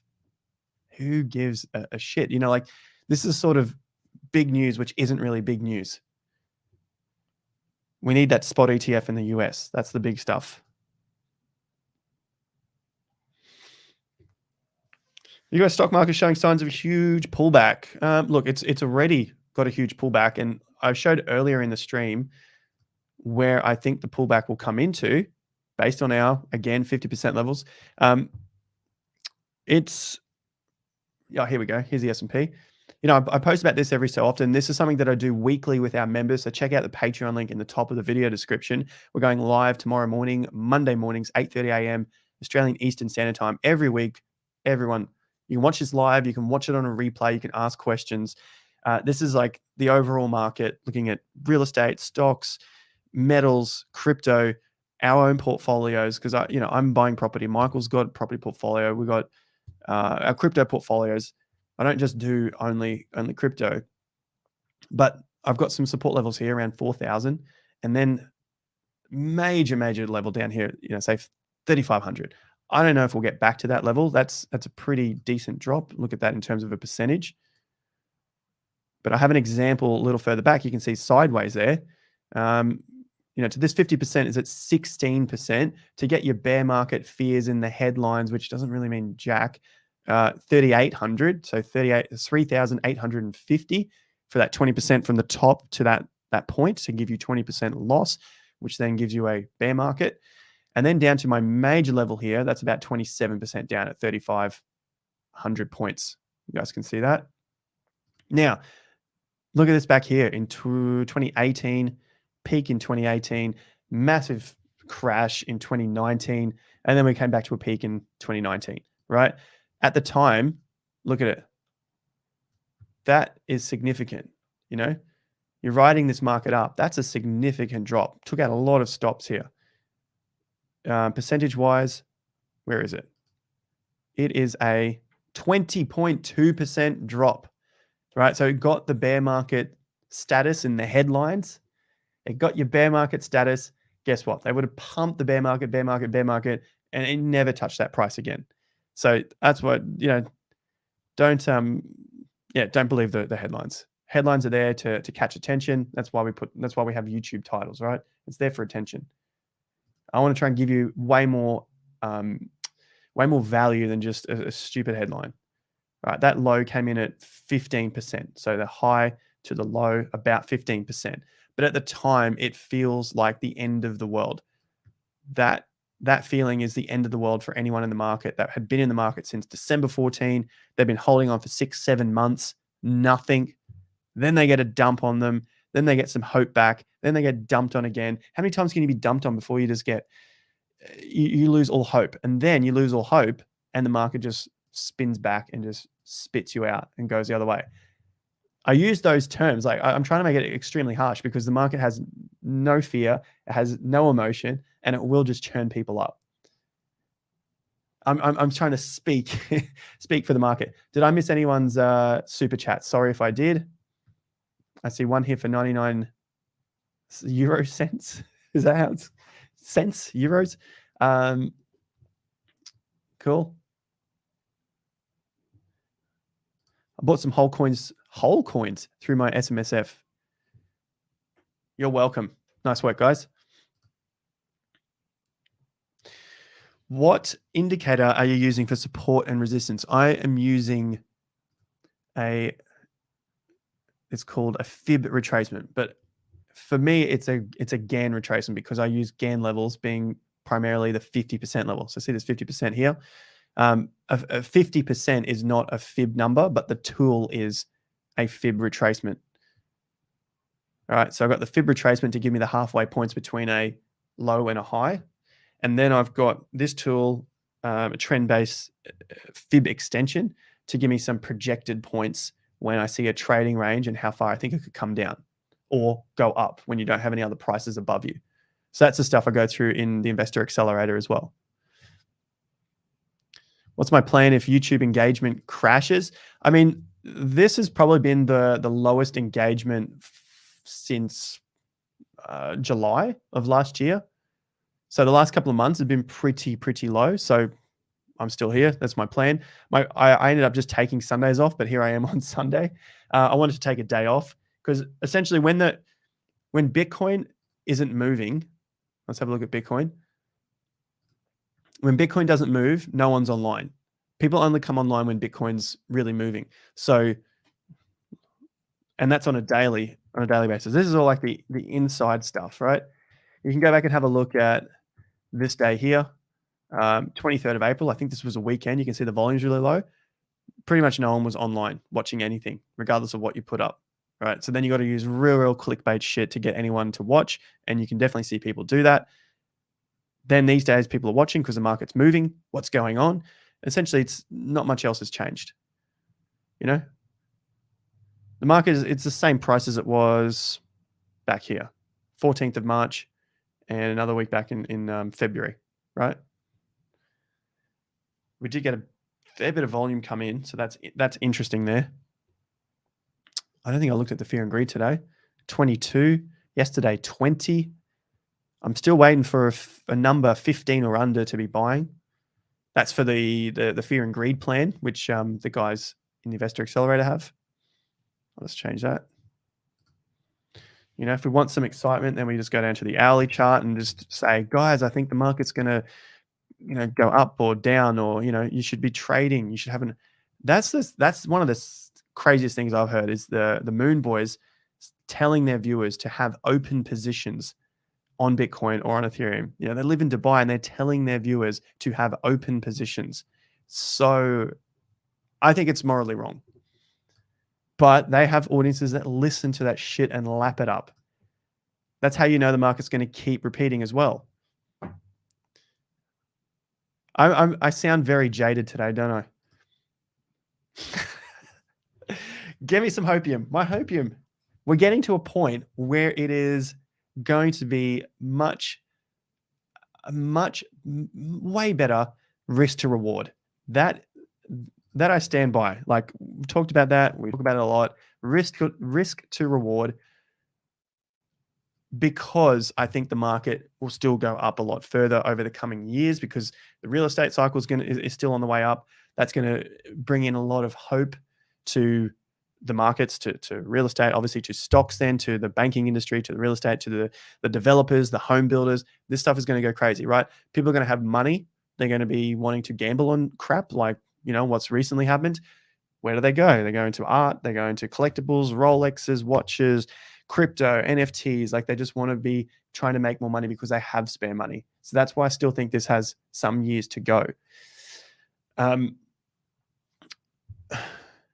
But the risk to reward, if it gets back under these levels, you know, under that sort of $29,000, $30,000, I love that. You know, between 20 and 30K, you're going to move up to 100K. That's really nice. 30K to 100, you know, what's that? 100, 200 and a bit X. Oh, sorry, And then in terms of if it's 20 grand, you got a nice 5x, 20 to 100, something like that. So that's my Hopium. I think the do not talk to me about on-chain data. That stuff is jargon. We've covered that. Complete and utter jargon. Anyway, talk about it. I don't care. We're going with yes, risk to reward on these cryptos. The price coming down, looking good. Bitcoin and ETH, I really like that. Cryptos as a whole, altcoins, in particular metaverse, I think is going to be crushed for some time.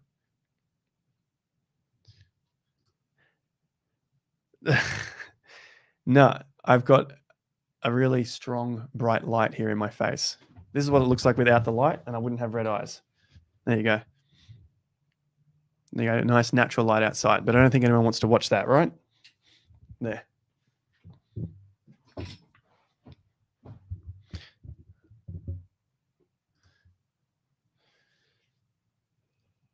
Yeah, I don't think we've capitulated yet either. Still got some time. Buy the dip, buy the dip, buy the dip, buy the dip. ApeCoin we looked at earlier in the stream, just looking at that, where that's going to hold above, I think it was around that $15 and start to find that bottom again to move up, or if it falls back under. I don't. I think he surfs down the road. That's right. Hit that like button, DGens. What do you mean by open position? Good call. Okay. Open means you have a trade open. So you've bought into the market. That means your position is open. So whether you bought or whether you sold first because it's a short position, it means your position is open. It's live. You're in the market, and if the market moves, your profit and loss is going to move with it. That's what's meant by an open position. Greatest opportunity of a lifetime. Yes, I think we do have another fantastic opportunity coming up. And I'll continue to say that over the next, 1, 2, 3, 4, 5, 6 months. I think it's got probably like 3 to 6 months before we see some significant low come in. And now I'm more leaning towards a low that will go below these current levels. I think we will come back and test these low 30,000s. Before, when we were moving up at that 48K in late March, if we did hold that higher low position and head towards 50, then we did have an opportunity to be higher than those $30,000 lows. But now, because we've broken down, you have to see what the market is telling us. Then I think we will come back and test these low $30,000 levels, which means even better position, an even better risk reward. Yeah, Filecoin got destroyed. I even had mates that were buying that. I'm like, what are you buying? What are you looking at when you buy this thing? Who is better, you or your brother? We're different. Michael is short term, I'm longer term, and so we help each other out like that. And that's you basically get 2 for the price of 1 in the Investor Accelerator. It's not just one YouTuber shilling you shit. You got 2. Is Michael invests a Michael? Oh, I was like, who are you talking about? Michael invests and tries to make money. I think he just likes to talk about the bearish side, but then give it a positive spin. If you've watched some of the videos, yeah, there's a little bit of a positive spin there at times. Michael Invest is a great guy. He's very entertaining. And then that's a different channel to Michael Pizzino, which is my brother. So Michael's pure charts on his channel. Exactly.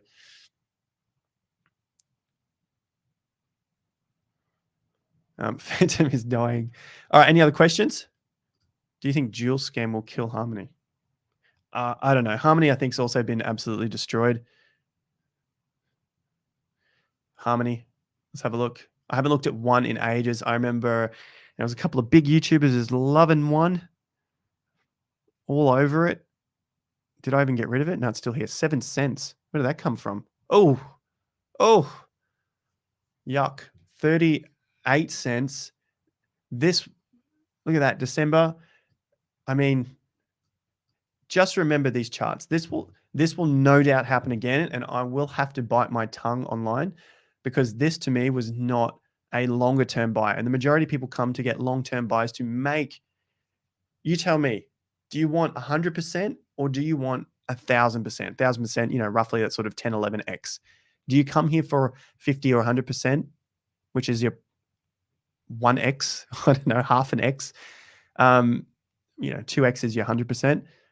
You don't. Most people don't. And this period is only 100%. Look, in these lows to this high, there you go, to that peak, 119%. That's the sort of lows that people were buying, and then they get destroyed because that number doesn't come and because it turned over so quick. There's not even a chance. It was just like out. You were dumped. You were dumped all the way back to this price. Lower top, dumped. One, just crushed. Double top, crushed. Double, it's a pure double top. Look at 38 cents. 38 cents. You can see a double top. You guys, do I have it on? Can you see it? Yep. Look at that double top. Boom, boom. Learn this lesson moving forward. Stay around in the markets because you've gone through the pain and the heartache now. This is the difficult time. And so going through these difficult times puts you in a much, much better position moving forward into that bull market. Think about if you had all these lessons a year ago, you wouldn't make those same mistakes. You wouldn't make that mistake of listening to that YouTuber that said, Harmony One is amazing and it pumps up and it's, you know, it's amazing, you know, not talking about taking any profits, you know, all the time. It's like, oh, just take a bit of profit, because no one wants to hear that either. You know, they hate hearing when someone say take profits, because a lot of them sort of get in. You can see there's the volume. So people are getting in here at 18 cents. They're getting in here again, 16, and here, the majority sort of getting that 23 cents. And then all of a sudden there's all this volume at the top. See, still a lot of volume right up here at 32 to 38 cents. No one wants to hear take profits once they're in and the market now goes against them. So all these people are in a losing position. These guys in a losing position here. And then these guys are just holding on because they didn't make any money, because none of them sold up here. I mean, not none, but a lot of people didn't, because you just know that now. You know that they didn't.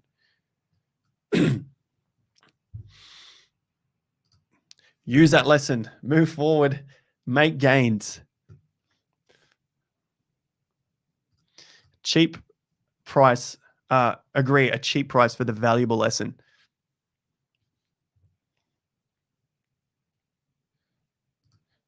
$15 months of hard research. Nice. Mark, great advice. Much thanks. Use it going forward. Use stop loss, take out emotion. Have some set stoppers. What's going off here? Oh, Bitcoin. My alerts on Bitcoin. What do we just get? Do we get another little breakdown? That's what we've been waiting for. That's why we've been online for an hour and a half. Look, at the same token, remember this is Sunday. It is now New York, I think, is probably 9:30 if my clocks are all right. It's going to be somewhere around that same sort of hour. New York's 9:30 on a Saturday night. Chicago, 8:30. West Coast, 6:30. You guys in Central or Mountain, I think, is similar time, sort of 7:30. Europe is asleep or out, you know, partying. And then Australia, you know, it's Sunday morning here. Like, there's not going to be much volume going on. So even if we do get these little moves down, come when the volume comes back, it could easily just whipsaw back in. All right, we're definitely out of that box now. Go to the hourly chart to make it a little bit more interesting. Yeah. So we're getting some volume. This hour's got another 20 or so minutes. You want to see it close back above that 37,700. All right. And then I think it'll probably try and come back and test 38,000. Yeah, a little bit of volume for the weekend. That's interesting. 1,000 online. Thank you so much for joining, guys. Europe here, Greece. Oh, I bet you haven't gone to sleep yet. There's no way there's a Greek person up at 4:30 in the morning. They just haven't gone to bed. Polygon. Breaking $1.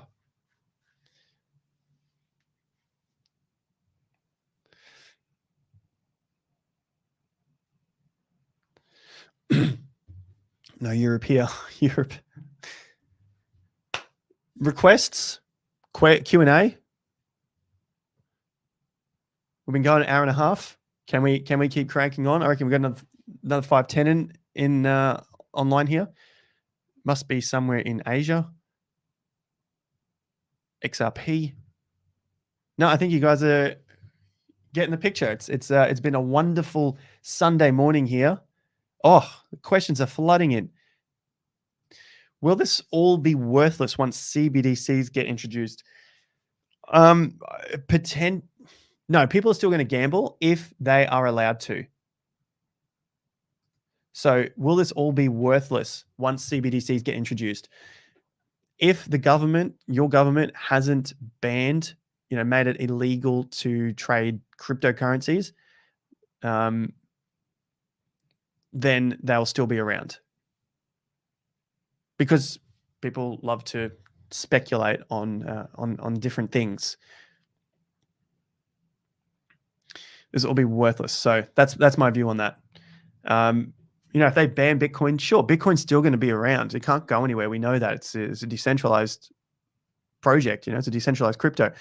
But if you are not allowed to trade it in your country, what do you think that's going to do to the price? If you are in the US and that blocks a whole ton of US, and then the laws become you're not allowed to own it. Like, you remember what happened in 1933, and they banned American citizens from owning gold. You had to sell your gold back to the government, give it to them at, I think it was a price of $15 an ounce. Just straight after that, they doubled the price to like 28 or $30. So if they make it illegal to own, and then they swipe it all from everyone, what are you going to do? It'll still be around. People could still trade it. Maybe you got a VPN, maybe you got something else like that, but it just depends on the risk that you're willing to take. I saw you noobs. Of course, ETH mining is double now. All the DeFi selling on DEX. I saw some posts about the Bitcoin hash rates going crazy and all this sort of stuff. Like, on-chain metrics right now and not a direct representation of what's happening in the price. Always follow the price first, then worry about those other things. On-chain data, on-chain metrics, on-chain TA. It seems like diddly squat, right? The price keeps going down. You tell me what you want to trade. You want to trade the on-chain data for profits, or do you want to trade the chart for profits where the money is? I mean, it's pretty simple. Give us 5 of your long-term crypto picks right now. I'll give you those once the market moves again. Right now, everything is going down. Bitcoin and Ethereum. I'm looking at the stuff that hasn't gone down as much and is holding its 50% level right now, while the majority of things have broken their major support. Right? Bitcoin and ETH haven't broken their major support yet. They possibly will, but they are still stronger because they haven't broken down as far. So I've given you 2. Bitcoin and Ethereum, right? I could go and blow up your ass, another 3 different cryptos, which everyone wants to hear. Give me the top 3 that everyone wants to hear, and then you just say those. That's basically YouTube in a nutshell. And YouTube loves an echo chamber. Don't forget that. And to get any sort of movement in the space, they want to see the echo chamber first, and then you try and give people, what you really think. So I'm not hating on anyone there. It's pretty much just the echo chamber. It's the way it's set up. BNB, yeah. Let me have a look at that. I think BNB's held up reasonably well. So you look at Bitcoin. What did we just say? Well, literally 3 minutes ago. It's got to get back above that 3770, and then I think we'll get that little bit of a turn. This is an hourly chart, remember. It's an hourly chart. Short-term timeframes produce short-term results. All right, so if this can break back above, it's done the 3770. It needs to close there now. We got 17 minutes to go. See here, 1652. It's getting towards the upper end of that bar. It's above last hour's close. It's above the close of the previous hour, which was the crash bar. Some volume is coming in now. These signals are coming together. It's back above, for now, that previous low on the 27th. Another good sign. This is all like my checklists. You know what I'm looking at? Blue trigger. I'm not going to pay too much attention to that yet, but it is at least down to these levels. That's a good little bounce. That's a good start for this hour bar. Oh, look at it go. 37.8, 37.9. Look at it go. Look at it go. All right. So some strength has been found in this short-term hour. I think it's going to come back up and test 38,000, potentially this low back here at 38.1. Short term. This is hourly bar. Just going to remind us all there. 37.8, 37.85, 37.84. For a bit more fun, we can go down to the 15-minute. It just gets a bit noisy. Down, reversal. Cool. Back to the hour. Top of the bar, 37.9. It might even happen in this hour. Look at it go, 37.9. Oh, 900 online. Let's go. I'll have a look at BNB. Any other Q&A, comments, requests? BNB, $380. It did get a little bit of a drop. I'll go to the weekly. Yeah, BNB holding above 50% there too. Man, look, it looks like MATIC, right? This BNB chart. No one ever talks about BNB, Binance Coin, even though it was one of the strongest cryptos. And I think it lost a lot of talking power after it got its high in May, right? And they just didn't really do anything for the rest of that year. However, it's held up reasonably well. Sure, you could be trading other cryptos, making more gains. That's fine. I think, look, you're not far away from it now. If BNB drops below sort of that $300, $320 level, then you probably come back and test that 200. And then it's got this section right here, $50 through to 200 and call it 220-ish. So $50 to $220. There's that whole gap there. And this looks kind of similar to MATIC's chart. All right, let's quickly go back to Bitcoin, 37.8. 1 hour for a bit more excitement. There's our levels. Cool. I'll put a little alert here at 38,000 so we can get that excitement, that little hit. So keep in mind the BNB chart that we just looked at. Now just look at MATIC chart, and this will give you an idea of what potentially could happen. So I'm just remembering all these charts, off the top of my mind because I just look at them all the time. Look at that. Top, another top came in, bit of a breakdown here, broke support. BNB is a little bit higher and it was a bit more compressed because it's a bigger market cap, but it looks awfully similar to me. All right, there, and here's BNB.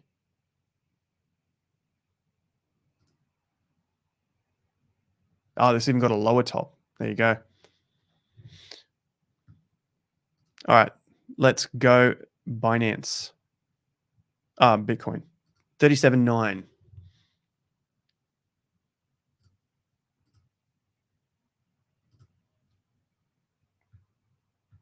Cool.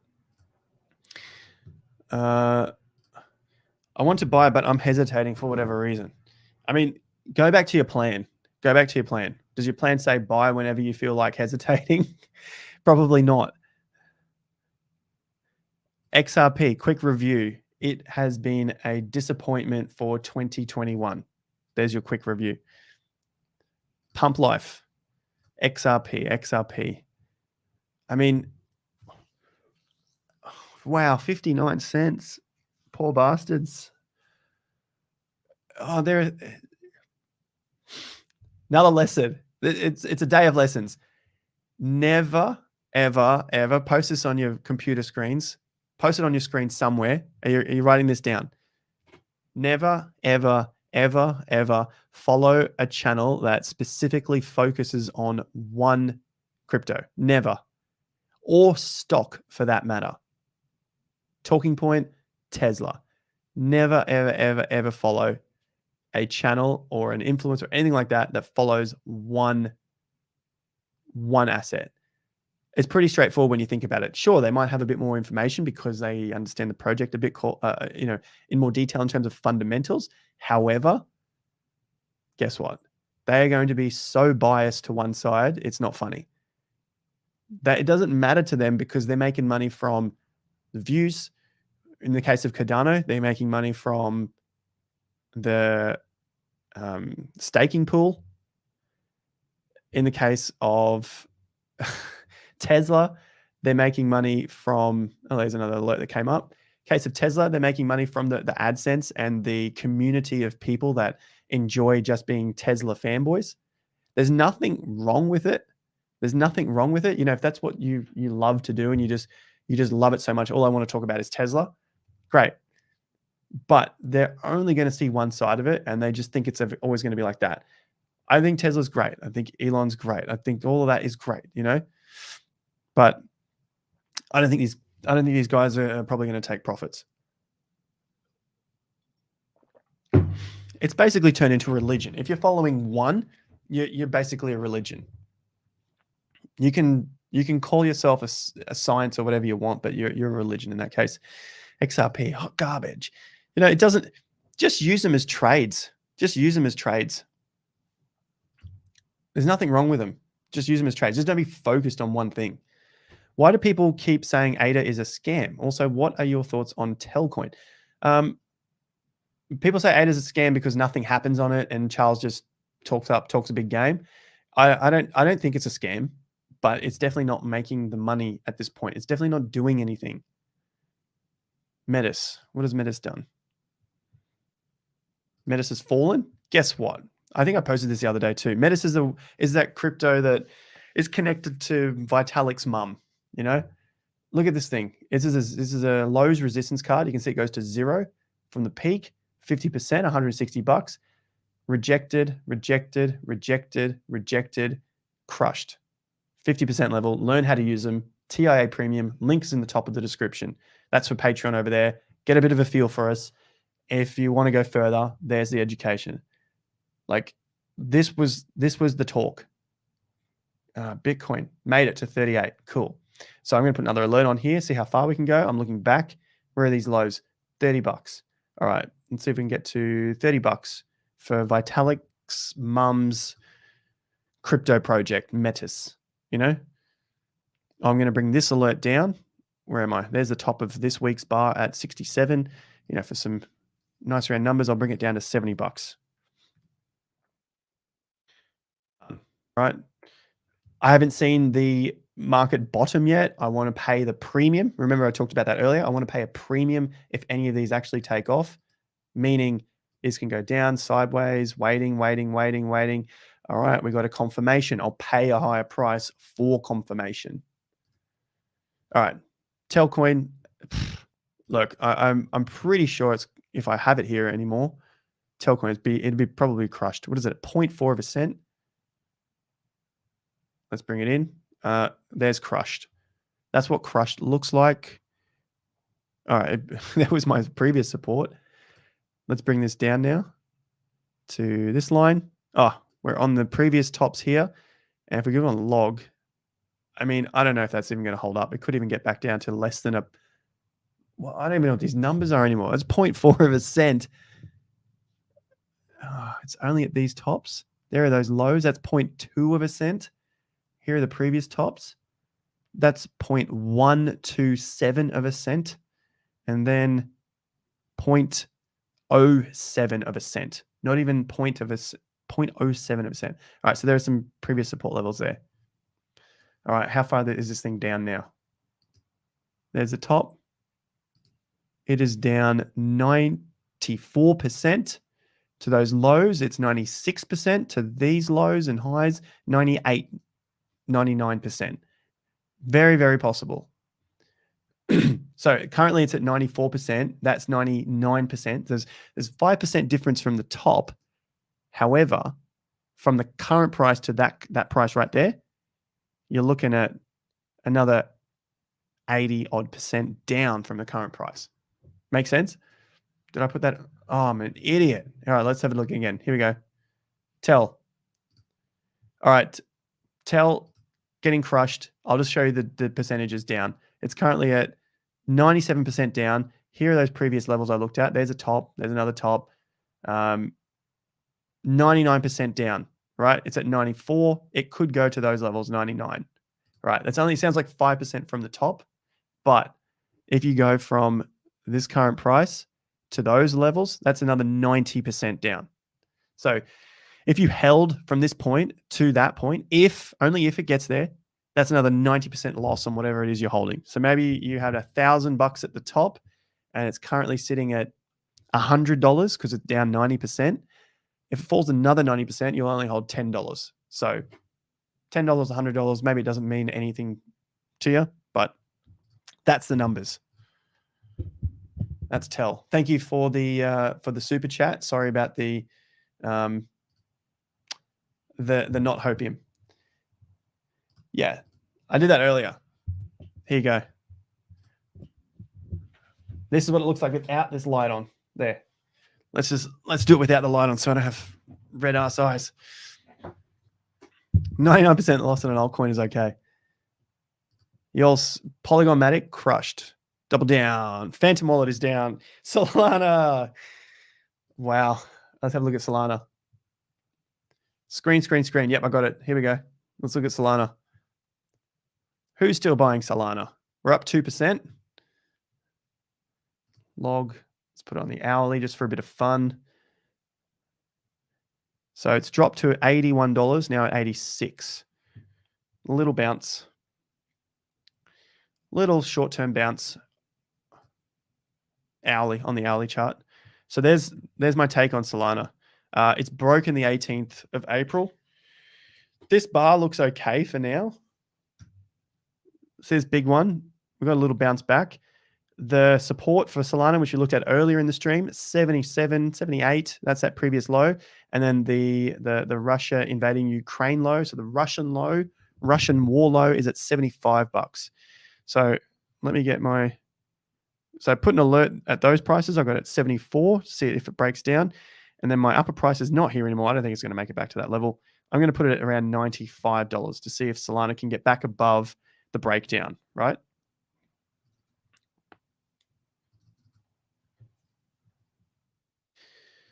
Solana back above the breakdown. That's the goal.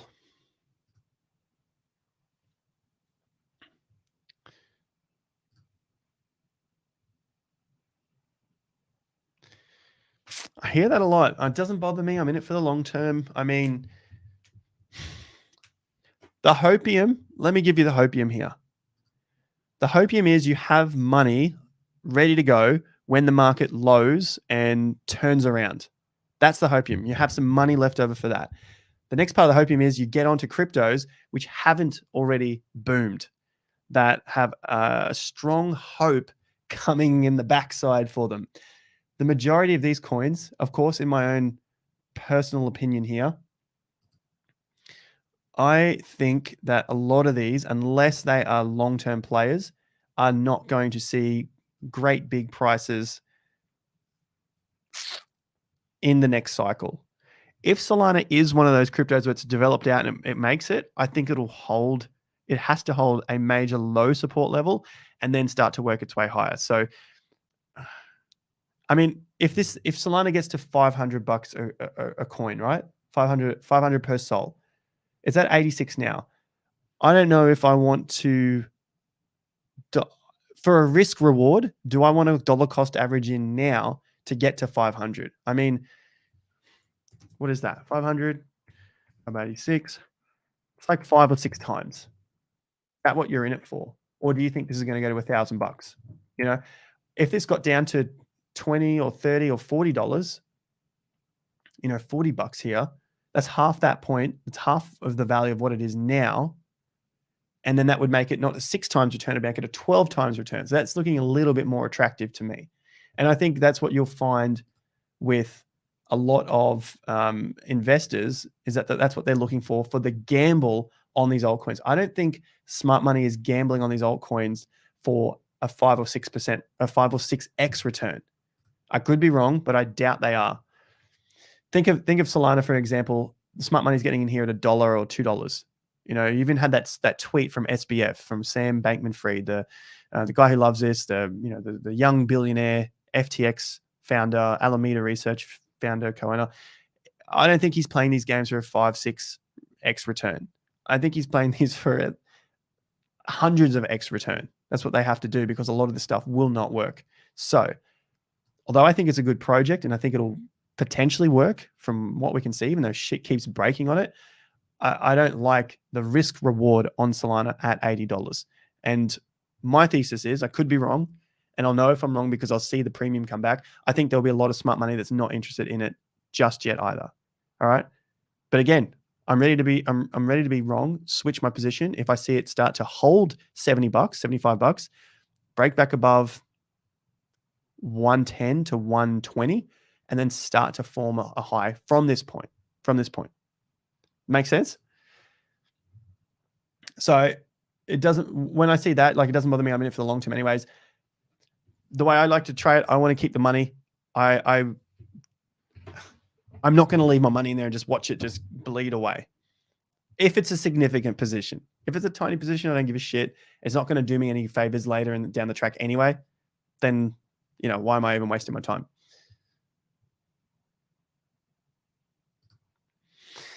Getting here a little late. So you're saying the market's not turning around until the next cycle.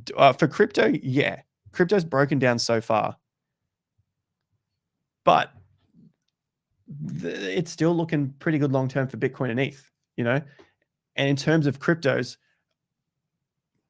we've seen crypto with hopes and dreams. It's built on hopes and dreams. You guys should know that by now. Cedric, maybe you know that by now. It's primarily hopes and dreams because that's what pumps them like that. Where's my chart again? This is my hand chart. That's the pumps. That's the hopes and dreams. That's the crushing of the hopes and the dreams, the downward slide of the chart there, the crushing hopes of the dreams while the project gets built out. Come the next cycle, everyone wants to jump on that. They want to jump on that big vertical pump of the hopes and the dreams because nothing's really built on a lot of this stuff, right? It's not my opinion. That's just what's going on out there. Nothing's really built on this crap.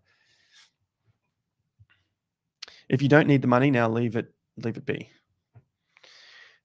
I don't even, that would be for my longer term positions like Bitcoin and ETH, right?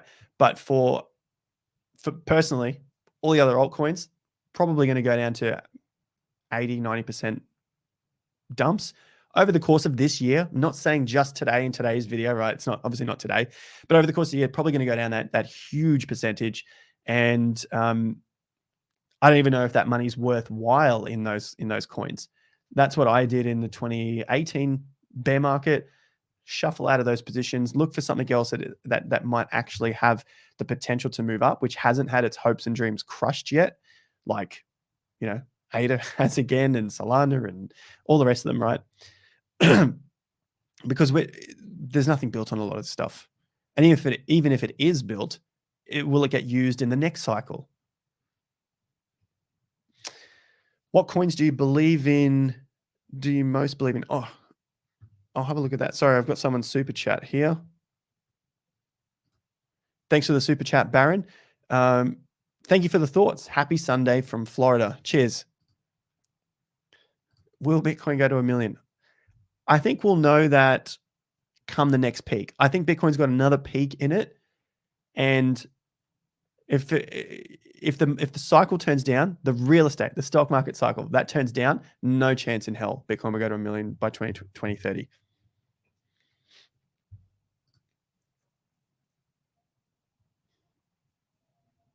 What a fool. Proven me right. 50 billion tokens held by the people who made them. 21 million held by people who have worked for them. I don't know what that means. Lots of cash for the dip. Would you swap alts into BTC for the short term? I can only tell you what I have already done. And I was selling, and Solana is the example here. I sold all of my SOL into, I think it was Stables and ETH potentially. Stables held up, obviously. So ETH obviously has been relatively stable, moving. You can see the percentages. It hasn't moved as bad as something like Solana. But I sold out of this stuff, a lot of my speculative alts, highly speculative alts, when Bitcoin broke down in November, and I posted that to my members in the Investor Accelerator Premium. I know it's I'm talking about that again. It's top of the description there, but I did that because I wasn't sure if the alts would keep going. But I did keep some alts because, again, I don't want to be left behind. But I think when the going gets tough, people clear out of the most highly speculative cryptos first, and then the next round of cryptos and the next round, and then the Bitcoins and the ETHs. And if the market happens just to take off from this point, I still want to be on for that ride. And, Bitcoin has to take off first to give any sort of strength back to the rest of the market. I think we'd all agree on that. You're not really going to see all of the cryptos move unless Bitcoin has already taken off. We do see some pop off. We're seeing ENS pop off a little bit. We've seen Ape pop off. It's sort of these odd ones here and there. So unless you're following all of them, you probably won't see them. And they haven't popped off that much. Maybe 100%, 150% in the case of Ape. I'm talking from the breakout. The breakout was kind of $13 to $18, and it got to about 28. So, kind of 100-ish%. Be ready for that. It's not going to be the 10x's. Of course, all this is in my opinion. You called Solana drop, so have faith in call to bounce. Getting a little late here. So you're saying the market's not turning around? Okay, yeah, we looked at that. Cryptos, yeah. That's what I think. If they got to come down, base again, bring all the hopes and dreams into the picture, get people to be able to pump them, get rid of all of the dead wood, all of the people who don't want to hold them anymore. No sellers left. Then you got to take all of that supply off the market. Then you got to turn it around, come up with a new narrative, have something built. Like, all of this stuff takes so much more time.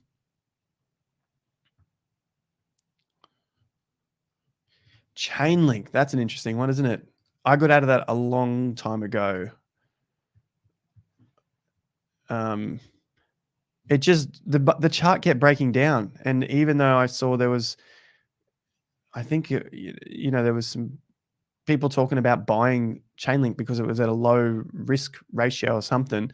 To me, my own analysis, that doesn't look. I don't rate things like that. I just look for the strength and weakness. And of course, my own strategies have their own weaknesses as well. Like, I wait for confirmation to the upside. So who knows? In a year's time, maybe if Link does turn around, I think you can see that there. If Link does turn around, maybe I'd have to buy it back at this price of, say, like $20, because the confirmation's somewhere above sort of $19 now. See, there's a top there, another top there. This is on a weekly chart, so it's a bigger term time frame, and more macro picture than the daily or anything in the hours, months. Like, that's still not turning around just yet. It's still sort of heading down in shorter moves to the downside, of course.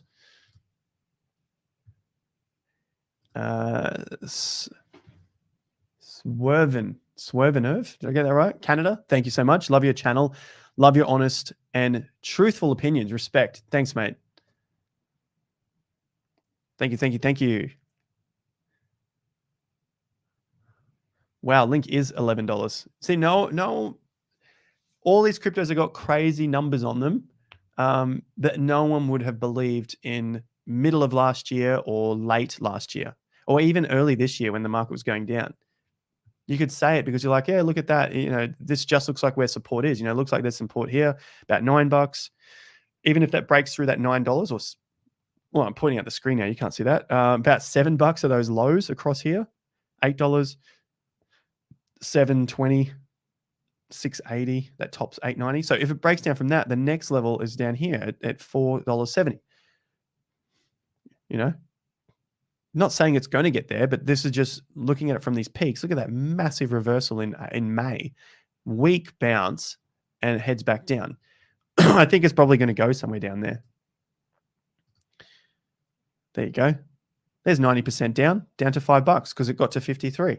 It's not, it wouldn't be unheard of. DOT was the other one I wanted to throw up here quickly, because it looks like LTC. I mean, DOT's something that I still hold, but it's so small of a position and my average price is so low. LTC, look at LTC BTC. Oh, it got a tiny bounce.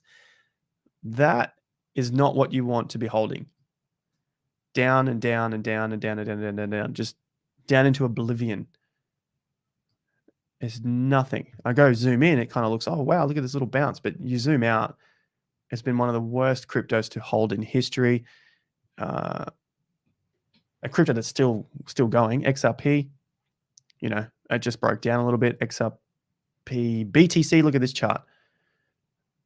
If that starts to break those lows there, you're in trouble. 400 Satoshis, forget it. DOT. This one hurts me, but we all get hurt. Let's have a look at DOT ETH. Look at that. Did I just show you that on Litecoin? Forget this big ass line here. Let's look at that. And it's down. It's broken all those support levels. So unless it's like a risk-free position, risk-free, which is what I talk about with the guys at the Investor Accelerator, link again, top of the video description. Risk-free just means that you don't have any of your own capital in that market. That would probably be one of the main ones to do with altcoins, when I would just, if I believe in it longer term and I have this affinity to it, I want to marry it, then, it doesn't cost me anything because I don't have any of my capital in there. If I buy it at a buck, it goes to $10. I sell off enough to repay my initial capital. That's what it's called. Looking after risk management. Then you're flying high. You've got all your capital back. Doesn't really matter. You're not in a worse off position. That's what you don't want. You do not want to be in a worse off position after this.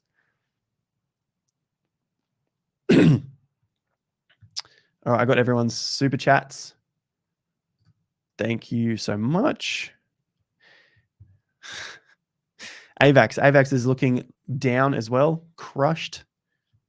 You want to see .USD. No one cares about that against their other ETH values. See .USD, it's holding above this low of $10, but again, it's on this downwards trend. Double top at $23, next top at $23. It's probably going to come down to and test this low again at 10. And then if that broke down, there's your next level at around 7. So even though 14 seems low, it could still do another 50% down, I think. We can just go down this list. I mean, look, they all look the same. My hopium to all of this is that we're getting closer to this end because we're getting closer to that 90-95% drop on altcoins. And I don't want to speak too soon out of hand, but I think maybe this low will come in a little bit sooner than what I was expecting. I was expecting about Q3, maybe Q4 for a low.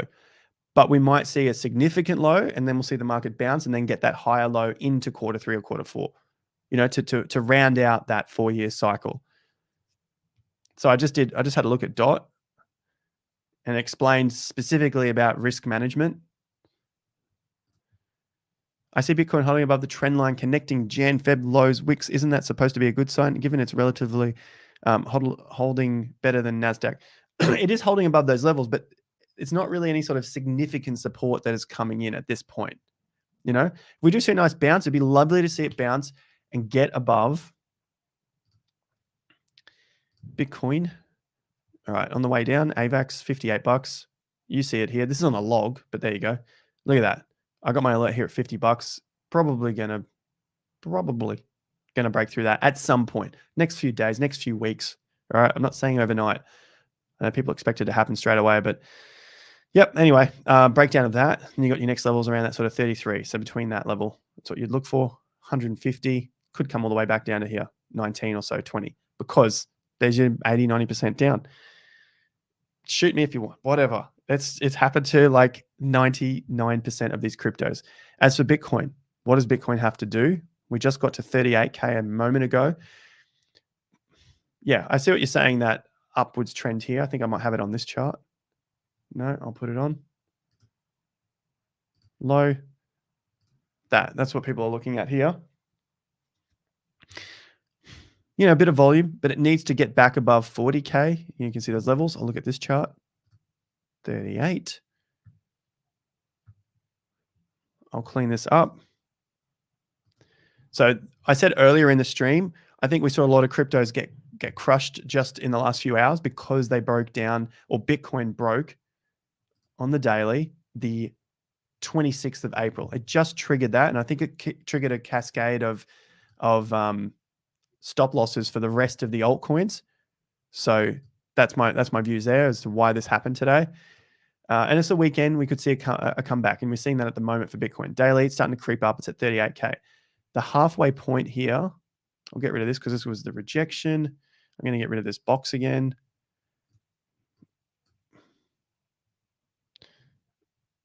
Here's the line. Let's bring this to this low, 39K at the moment. Should this low hold, that's the 50%. But ideally, I think it still needs to get back above 40,600. These tops are 40,800. This top is 40,800. So if you want another, like an easy round number, I think you're probably looking for 41K. Hold and close above 41K. That's going to give us a possibility to get back and test this 43K and then come back and test these other highs. So that's the silver lining here. Should this level hold, this diagonal, I've got another blue diagonal here from the lows, and you can see a bit of volume here, and the volume has basically dried up, even though, I mean, it is a weekend, so it's a bit harder to tell. Right, there's your Saturday bar, there's the current Sunday bar. That's the silver lining for all of this. Kind of. Cryptos, yes. Bitcoin, I think it's just a little bit of, they're able to trigger those stops because it's the weekend and because there's less volume in the market. It's much easier to push a market down a little bit to trigger those stops. And you can see that there are a whole lot of stops on cryptos that you could then go and scoop up, you know, and play that market. We saw it drop, and we just saw a lot of them sort of come back a percent or so. I know a lot of people are married to Luna. I mean, it was a super hyped up coin, super hyped up. Anything that's super hyped up, people get married to because it's like their ticket to freedom. That's a not a good sign if it gets past $75 as the previous low. And I haven't seen one crypto yet that has survived the fate of a 80 odd % drop. Here's Luna's top. It's currently down 36. These lows come in at about 60%. This sort of zone is about, where are the lows here? 78 to these lows, about 70. And we go back to these tops through this period, there's about 83%, and there's about 93%. Okay. Never going to happen. Not going to happen to my coin. Never going to happen. Blah, blah, blah. There's a lower swing top at the moment. Break this low. It's in trouble. Here's the 50% level. So it's about 50% down. That's support that you definitely want to see hold at $60. Then you got these lows here at around 64, 63%. And those lows come in at $43. Okay. So at this point, I don't think Luna will hold 75 over the coming weeks. Maybe you'll get a bounce again and then you get a fallout. But yeah, if Luna sort of breaks this zone, let's put a box around it. Do I have my chart up? I'm not a fool again. Yeah. All right, let's put a box around this. Oh, it's a big box. That's what she said. No, that's what he said. It's $30, $25, $60.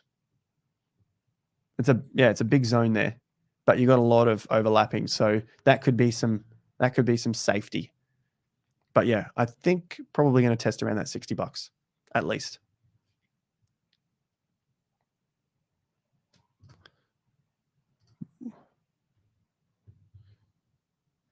What's this news I keep seeing? I don't know. I have no idea. What is that about? 0% crypto tax?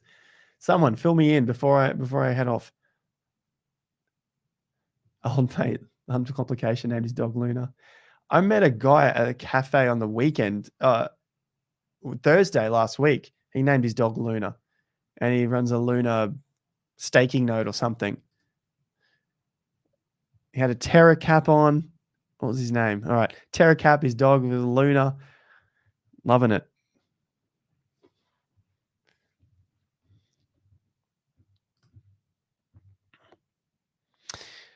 I haven't tested that on altcoins.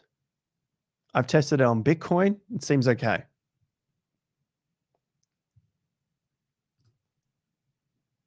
I want to hear from this 0% tax. I've got no idea what they're talking about. 38,400 to the upside before the next plunge. BDC. if UST does lose a peg, it's in trouble. And USN, like, it's so bearish everywhere that the news of USN, the one on near, isn't even doing anything for the near price. Near dropped a hell of a lot. I mean, look, the upside, we got time. We got those red, the pink arrows on the lunar chart were rejection. It was getting rejected, and then it broke through, and that was on the logarithmic chart. So that was the log resistance, which is a great area for the market to go into, like a parabolic run. So you've got it on log, and it has to move up real quick, and that's the time that you want to get, that you look for those really big returns. Because if it's running up at a fast rate on a logarithmic chart, that means that it's going up pretty damn fast, right? But see, then it started to break down from this log chart. It couldn't get back above it, and now we're sort of, those gains have basically rounded off. See? That would just be your simple maths. Gains have rounded off and they're rounding down.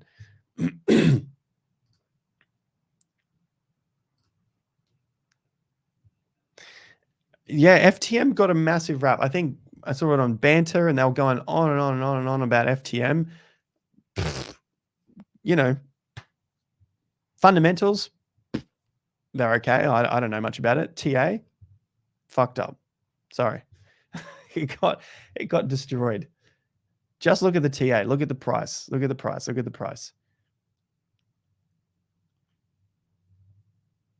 Stress-free. And that's what I think a lot of people come to at the end of these cycles. They get absolutely churned up, burnt out, annoyed at the markets, and then it's like, and then they just go, I'm down with ETH and Bitcoin, and I don't care anymore. But do care and be active on a longer term basis. That's what I put the Investor Accelerator Premium membership together for. And that's what I specifically go through in that trading course, because of what I went through in that previous bull market. And I'm like, I want to teach something that I do and that anyone else can do, because it's just far easier. That's it.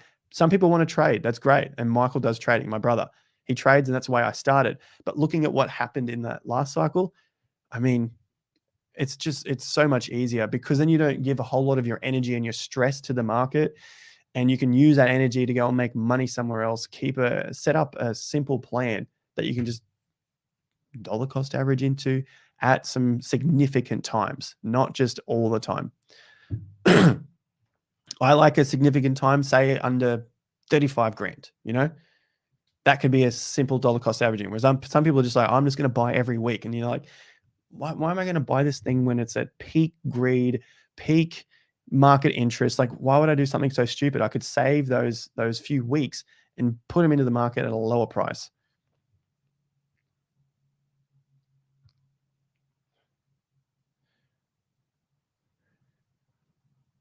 Just looking at your comments, questions.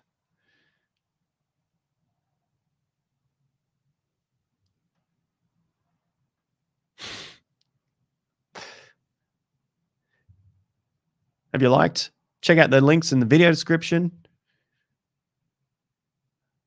Can't go wrong with, I was looking at Bybit the other day. It's a very similar setup. I was like, why does this look so familiar? It looks very similar to a Binance setup, like the page, but it's cleaner. And what were the fees are similar.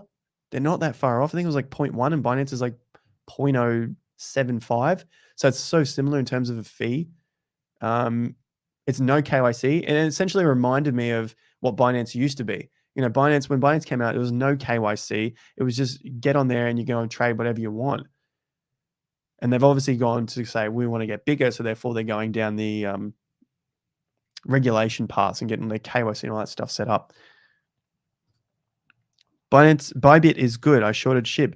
And then, of course, they're trying to bring on all of that extra audience through to them, because they want to grow bigger. And so that's why they give away those thousands of dollars of sign-up bonuses. So you have to put in more cash onto the account. Doesn't necessarily mean you have to trade, but onto the account, that's a different story. So that's what some people do during the bear markets, is go around to the different exchanges and open up accounts to get some of those bonuses from. And if you can't withdraw the bonuses, because obviously that's some of the strings attached, then at least you can use that to trade and learn trading within a bear market, or learn to trade with someone else's money that you got as a bonus, because then you can still withdraw the profits of that bonus money. So it's not just like a demo account where you can't withdraw any of the profits. If you make profits from that bonus money, then you can withdraw those. Obviously, go and check the terms and conditions of each of these different exchanges that you sign up with. Bybit not available for US residents, probably because they want the KYC on everything. Where can I find Investor Accelerator? Top of the video description, there is Patreon, which says the Investor Accelerator Lite. That's our weekly catch-ups. We've got weekly group calls starting tomorrow morning, Monday morning, 8:30 a.m. Australian Eastern Standard Time.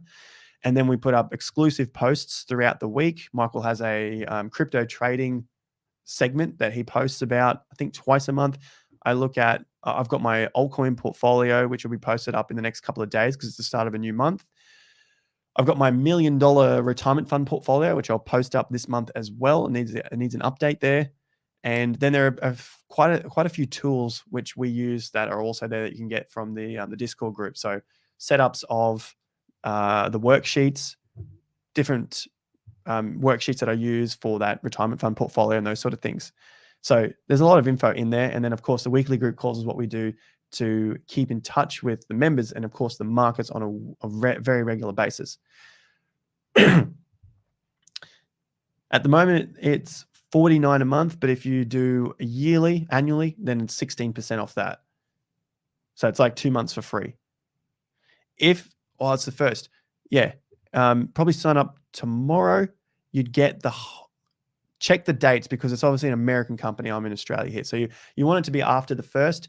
And if you sign up on the annual, then you'll get all of May for free, because then your annual membership will start on the 1st of June, and that'll do 12 months from that point. So you'll get 2 months for free, plus you'll get the May for free. There's like 3 months for the cost of like 10. And then if you enjoy that, you can upgrade to TIA Premium, which is all the trading courses. Thank you for the super chat. I've got another super chat here from Andrew. All right. Graham, love your work, Jason, and Michael's too. How bad do you think the upcoming recession is going to be, and how long? All right. So we talked earlier about recession. Look, the market's already down. What, NASDAQ's like 22% down.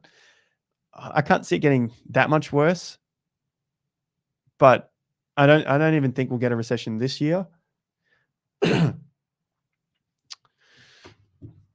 And it just matters where do the lows come in. It doesn't matter whether it's called a recession or not. It just matters where the lows coming in. And that's what we're following week by week, where those lows are coming in and looking for that reversal. Andrew, I'm interested in Invictus C20. Would you invest? At this stage, I don't feel I need to in my portfolio because the market is coming down. However, if I just wanted a buy and hold with crypto, then that makes sense to me, Invictus C20, because they buy and sell within that portfolio and rebalance on a weekly basis. You don't take any of the tax annoyances. You don't have to pay taxes. Well, you obviously have to pay taxes on profits when you sell something, but because you hold that, say, C20 token, they're doing all the rebalancing. Therefore, they're worrying about all of the taxes in that.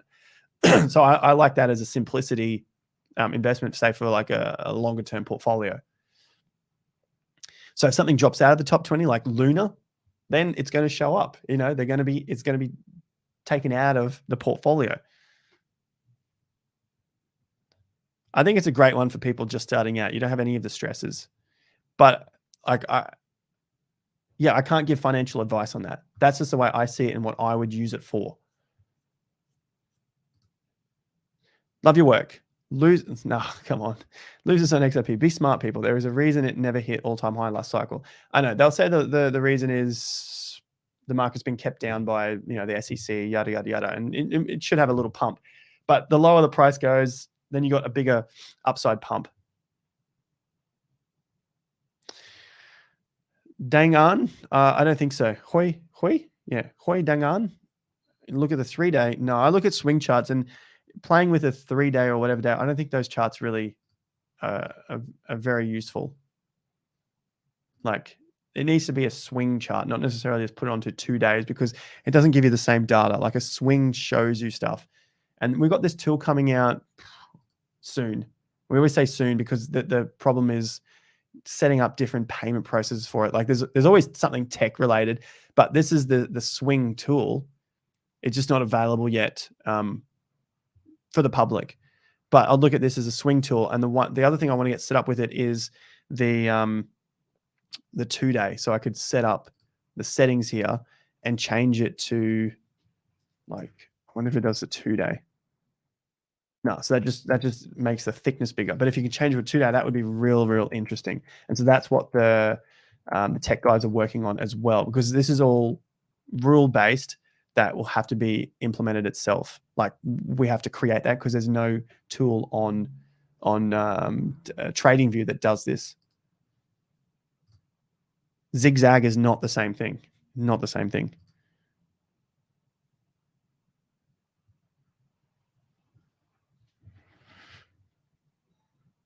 A release rally? Oh, a relief rally? Maybe. I'm not expecting to be anything significant, like a relief rally. What do you want? I think about it like, what do I want from a relief rally? Do I want just to be able to take profits at a higher, like at a significantly higher price? So I just look to the support resistance. Where are we currently at from these lows? All right, there's the resistance there. That's about 15%. And I'll go to the bottom just to make sure that I'll get out, say 12%. Okay. Should I wait for that? Maybe I'd hold some of my position to that level. Maybe I'll sell out some of it now, just in case this market just moves up a little bit and then just turns around and dumps on me. Can it get back to this high here? I mean, anything can happen, but I think it's a little less likely at the moment. So there's a relief rally of 27%. That's in the case of Luna. So that's what I'll be weighing up if I would look for this question. Are you expecting a relief rally? So I could expect one, maybe a small one, but I don't think it's going to be anything significant that I would personally really wait to sell out all of my portfolio for, because as you could see, maybe it'd only go up 10%. I'm like, 10% to the downside. There's a much bigger downside there that could wreck me more. I'm just weighing up the risk reward. What's my risk for holding it in case I get 10% to the upside, when I can see the downside is probably somewhere down here. There's a 22%. So that's what I'll be doing, just weighing up my risk reward.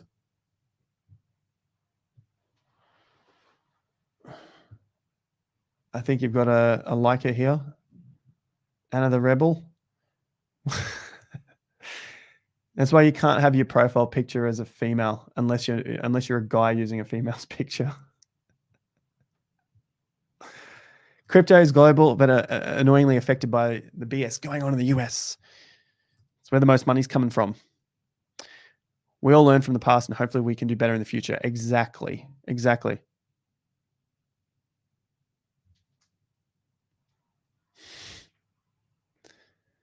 Relief rally.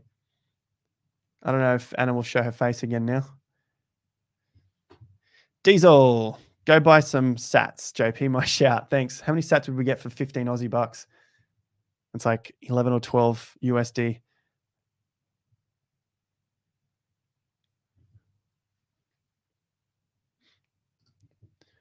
Man, it's been a hugely massive live show. Thank you, everyone that's been online. That's my wrap-up talk. Yeah, I know. My auto was having a good time. My auto? Love your work. What's your portfolio ratio of crypto to stocks? Oh, stocks are basically zero. Real estate, on the other hand, talk about that later. Thank you so much, guys.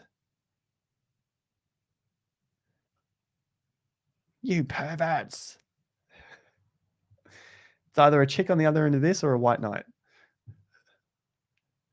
Thank you to everyone. I'm not having a go. It's just a bit of fun. We've been on here for nearly 2.5 hours.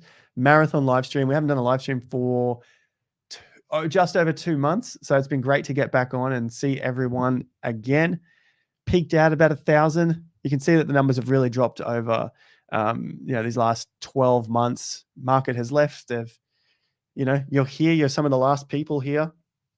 So make sure you don't go anywhere and just make life easier for yourself the next time round. Make life easy for yourself. Set up a plan that doesn't involve so much time, so you can go and do other things. It doesn't involve so much YouTube, Twitter. I don't really see the point. I know it's made out to be like you need to have a huge presence on online all the time, but I think you'll be A-okay. Greetings from Florida. Thanks. Love your work.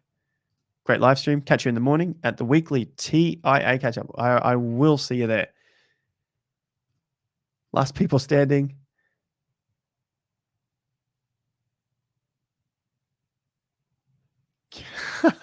Why is there a hater on here this long? Can you please stop lying and pretending you're a pro? I mean, look, I do it full time. You call me a pro or not pro. You can call me a loser or whatever. Doesn't matter. At the end of the day, like I said, call it a recession. Doesn't really matter. It just matters whatever money's in your bank account. He can't trade like he's crypto simp friend. Anna the Rebel, I'm a chick. Could prove it if I wanted to, but I'm starting to get tired of sending pics with people's names or papers with dates. If it helps, I think I'm a guy then too. I'm here to learn crypto. Excellent. Oh, Michael's online. Go and check out Michael's channel too. I have not got a link in the description. I'll go and fix that up after this stream. I'll put Michael's link there. You can just search Michael Pizzino too. Is this a new live time slot? I don't think it'll be every so often, hey, when the market crashes. You're welcome, Lorenzo. Greetings from Thailand.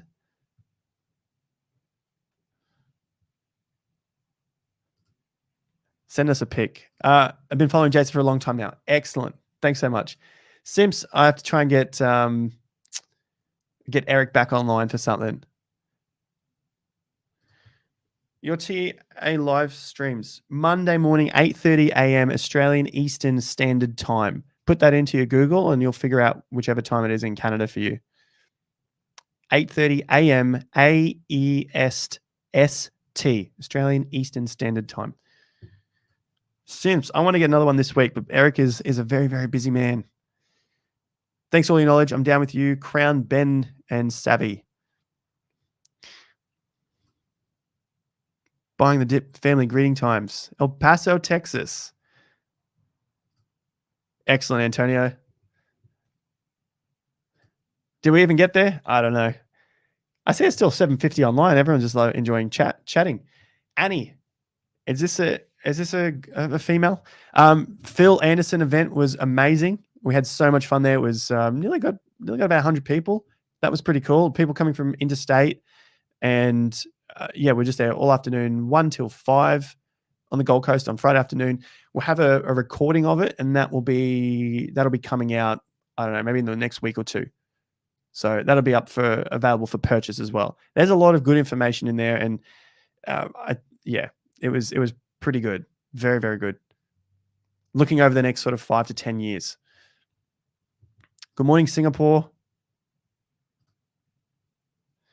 Love you, man. Never seen you live. Just caught the end though. Guess I got to rewatch. I enjoy the live. It's good fun when it's when the market's doing stuff. We've got people online. We're chatting about what's going on here.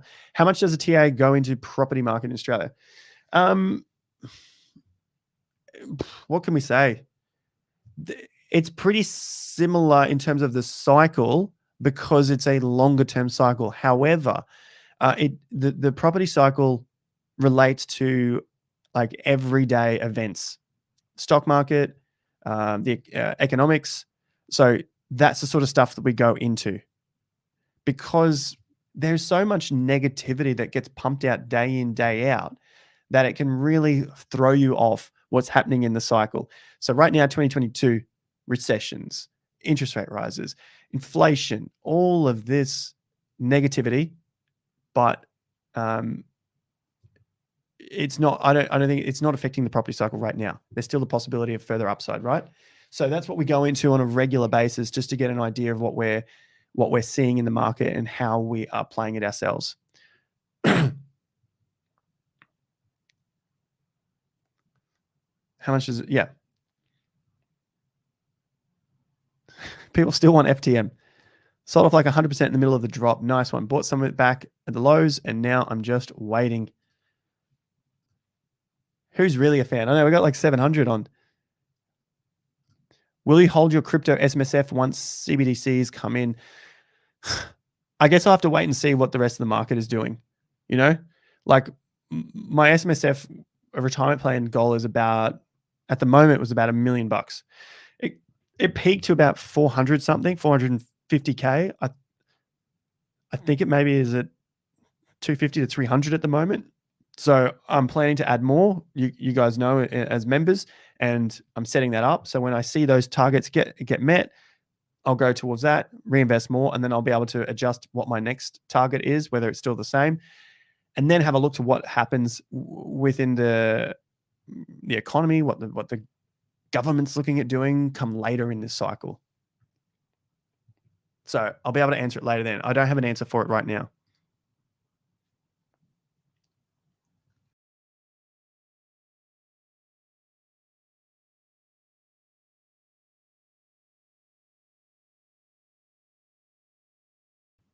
Whoops, I just went off. But anyway, I think that's a great place to wrap it up. There is volume in my hair. Get out. Oh, you're talking about Andrew. Okay. Thank you, guys. Like, subscribe. Links are in the description. TIA is coming up to tomorrow morning. And I'll see you guys back with another video probably tomorrow. Let's look at something Bitcoin pumping or Bitcoin dumping. Hope you guys stay safe and have a fantastic weekend. And I'll see you at the next video or somewhere around the world, probably later this year. I'm thinking about going overseas. Thanks for streaming. Appreciate it. Thank you for watching, Anna, and everyone else online. You got this. Thanks, Mad. Thanks. Thank you. Peace out, guys.